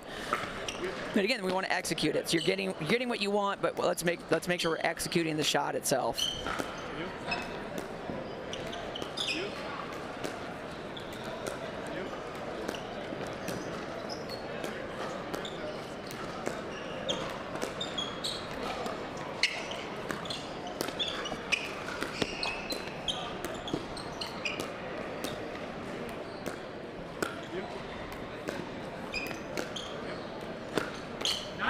It's a well-disguised speed up there from Leica. It's slow. Yeah. It's great. It's just a quick change of direction. It's medium pace. It's not going to do too much. But you talked about the size of Leica and Chiketalov, and they're 2 guys that you would expect to just be raw power because of their size and their length and their reach. But they use their reach so well to control the point, and then that quick speed up, that quick flick from Chiketalov right there. He's ready. yeah, it's a tough thing to deal with because your opponents are constantly back on the heels, going back and forth. So, I mean, and that's why we dink. We dink to put that, and a lot of times, I would say most people just don't know why they're dinking. Yeah. And so they don't understand, you know, it's why they're so good at it is we're knocking them off balance, so that we're setting up the put away, we're setting up that shot. And you know, one thing you see Leica doing a lot is he's letting a lot of those balls bounce, and what that's doing is giving him more time to kind of see where they're going, and then now when he disguises that speed up, it looks just like his dink. So it's not a super different shot, it's just a different target. Missed serve there from Chikadilov, gives the serve back to Long at McNulty. Leica and Chikadilov still holding on to a 1-point lead. And we're really just seeing the same issue as we've seen all day, executing the third shot drops.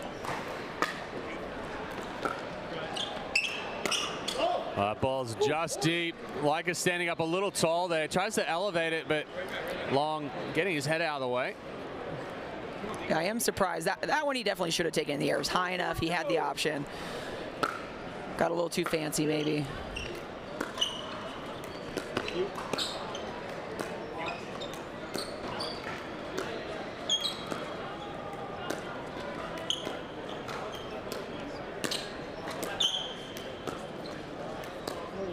Oh, that ball looked bounce. like it just slid on the tape potentially. No, just a little slide on the court. Oh.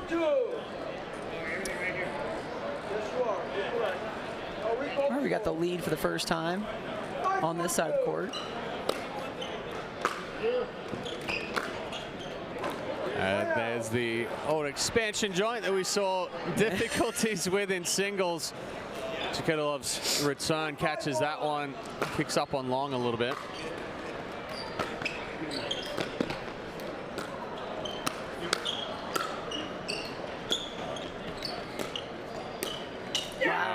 I mean, look, you saw a little bit of everything in that point, and Leica with a phenomenal lob to that backhand, and he held his ground looking for the ball to come back, and you know, they're winning the point on softer shots. They're not winning it by swinging away too much. Right there, that's what you were saying. They're trying to keep it away from Long, but they're feeding it into his forehand. Yeah, so he's going to step over and apply that pressure straight away. 5-5-2.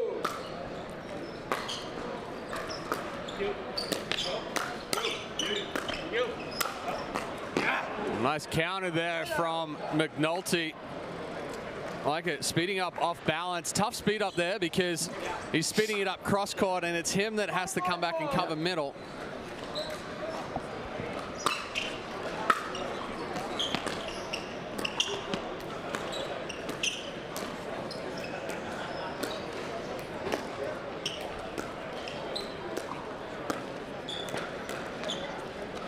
There's the lob again.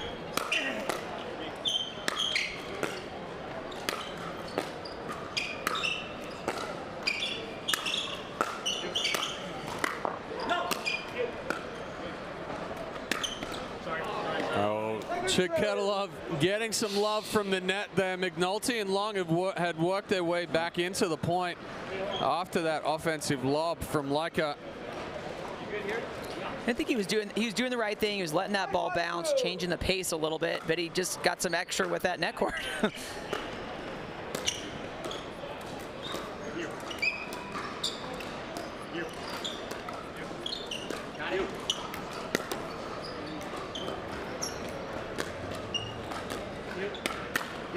A good reach in and speed up there from McNulty. Going a little bit crossbody there as well. You saw Chikadilov take a step to the middle.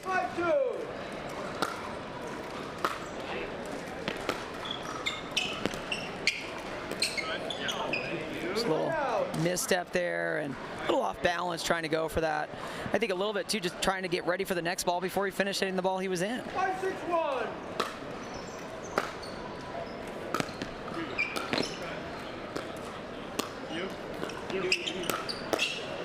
Good reach over there from McNulty, long throwing out the fake Ernie. And that point that you brought up, it's something that I notice a lot, doing a lot of commentary now week in, week out. The errors are coming from trying to move to your next shot before you've fully executed the shot before. It's something we see a lot in singles, and we think about this like we have to recover somewhere all the time. It's a small court we're in. Yeah. and I think people think that recovery is so much bigger than it needs to be. It's always going to win you points, but it's frustrating to watch, honestly, because I feel like it's such an easy way to cover your court, and we just get impatient. Yeah, and we see it a lot with the tennis players that have just transitioned over because they're so used to moving so much. And I always talk to tennis players when I come over, and I'm like, look, the first thing that you have to learn is not to move as much. Yep, absolutely. It's moving with a purpose, execute the ball. In reality, you should be able to get to the majority of things that you need to get within 1 to 2 steps in either direction. Absolutely. We wonder why players hurt themselves so much when they first come in. And I'll tell you, I had a lateral meniscal tear my first 9 months of pickleball because I was still trying to move like a tennis player. With you. There you go. It's like we have that like tendency from tennis: hit, recover, hit, recover. Whereas in pickleball, again, it's like you said, 1 to 2 steps and you've covered your whole court. It is not a tennis court. It's about, it's a quarter of the size of a tennis court. So, if you can cover that ground on a tennis court, you could definitely cover it on a pickleball court. And the benefit of that, I think, at least with my opponents, I love playing tennis players that are new because I know that's how they're going to move, and they're always going to leave that space open. Yeah, either over move and jam themselves up. Yep. Or then they're like, oh, I just got jammed on that one. I'm not going to move on this one, and then it leaves the opening. So. Well, and I think that goes into that cross the body. Like a few years back, we didn't have as many of these newer tennis players coming in. We didn't tack across the body as much. But now, because that tendency is so prevalent, someone goes for a ball, they immediately want to recover back. That's almost always that time to go across their body. Whereas I do see a lot of, I have clients that come to me and they're like, my coach is mad at me because I'm attacking across instead of, down the line. Instead of going directly ahead. Yeah, and there's a difference between attacking across and attacking across while your opponent's moving. Yes. And that's the big thing. It was always the same thing too, is you never step away from the kitchen line. Well, there are times where you need to step back to give yourself time and separation. Correct. There are times where you need to attack cross court when your opponent's moving. There you go. If your opponents aren't moving and you're attacking into a stable person cross court, don't do that. Not a good idea.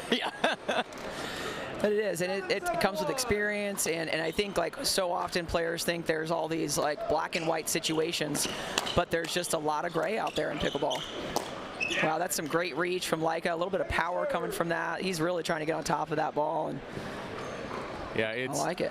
It's interesting that you mentioned the gray area, because that's something that we talk about a lot as well. Is people come in and they want black and white answers. There's no black and white answer. There's always a gray answer. There's higher percentages for some than other. There you go. There's definitely so much gray area, and it's situational, positional. Yep.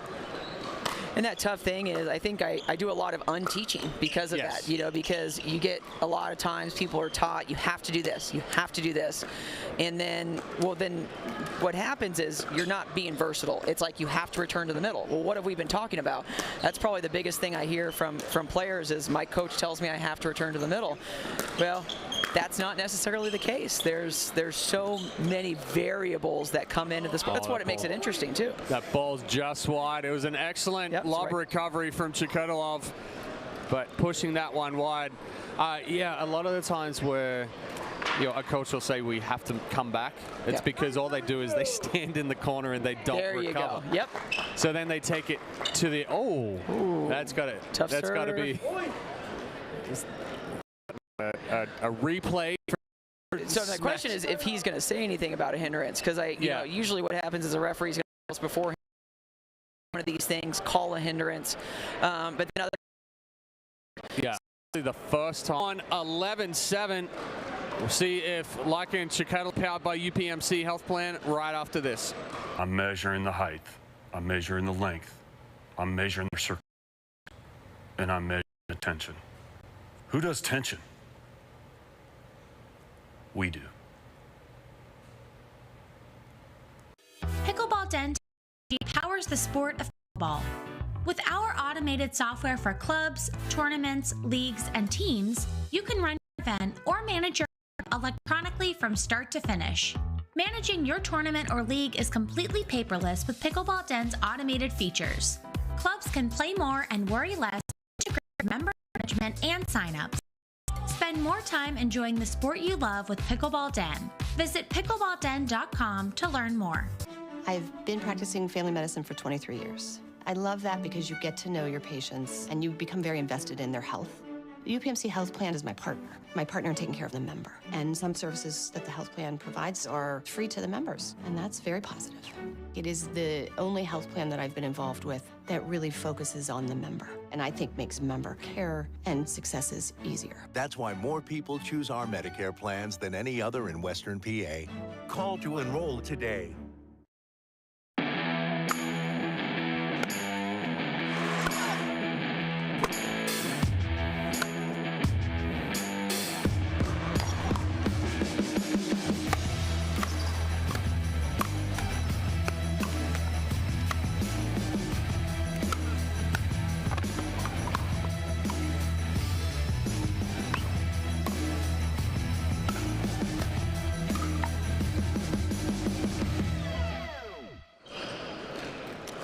Back here for game 2 of the semifinals matchup between Eden Leica and Austin Chiketilov, and Brendan Long and Jason McNulty. Long and McNulty taking game 1.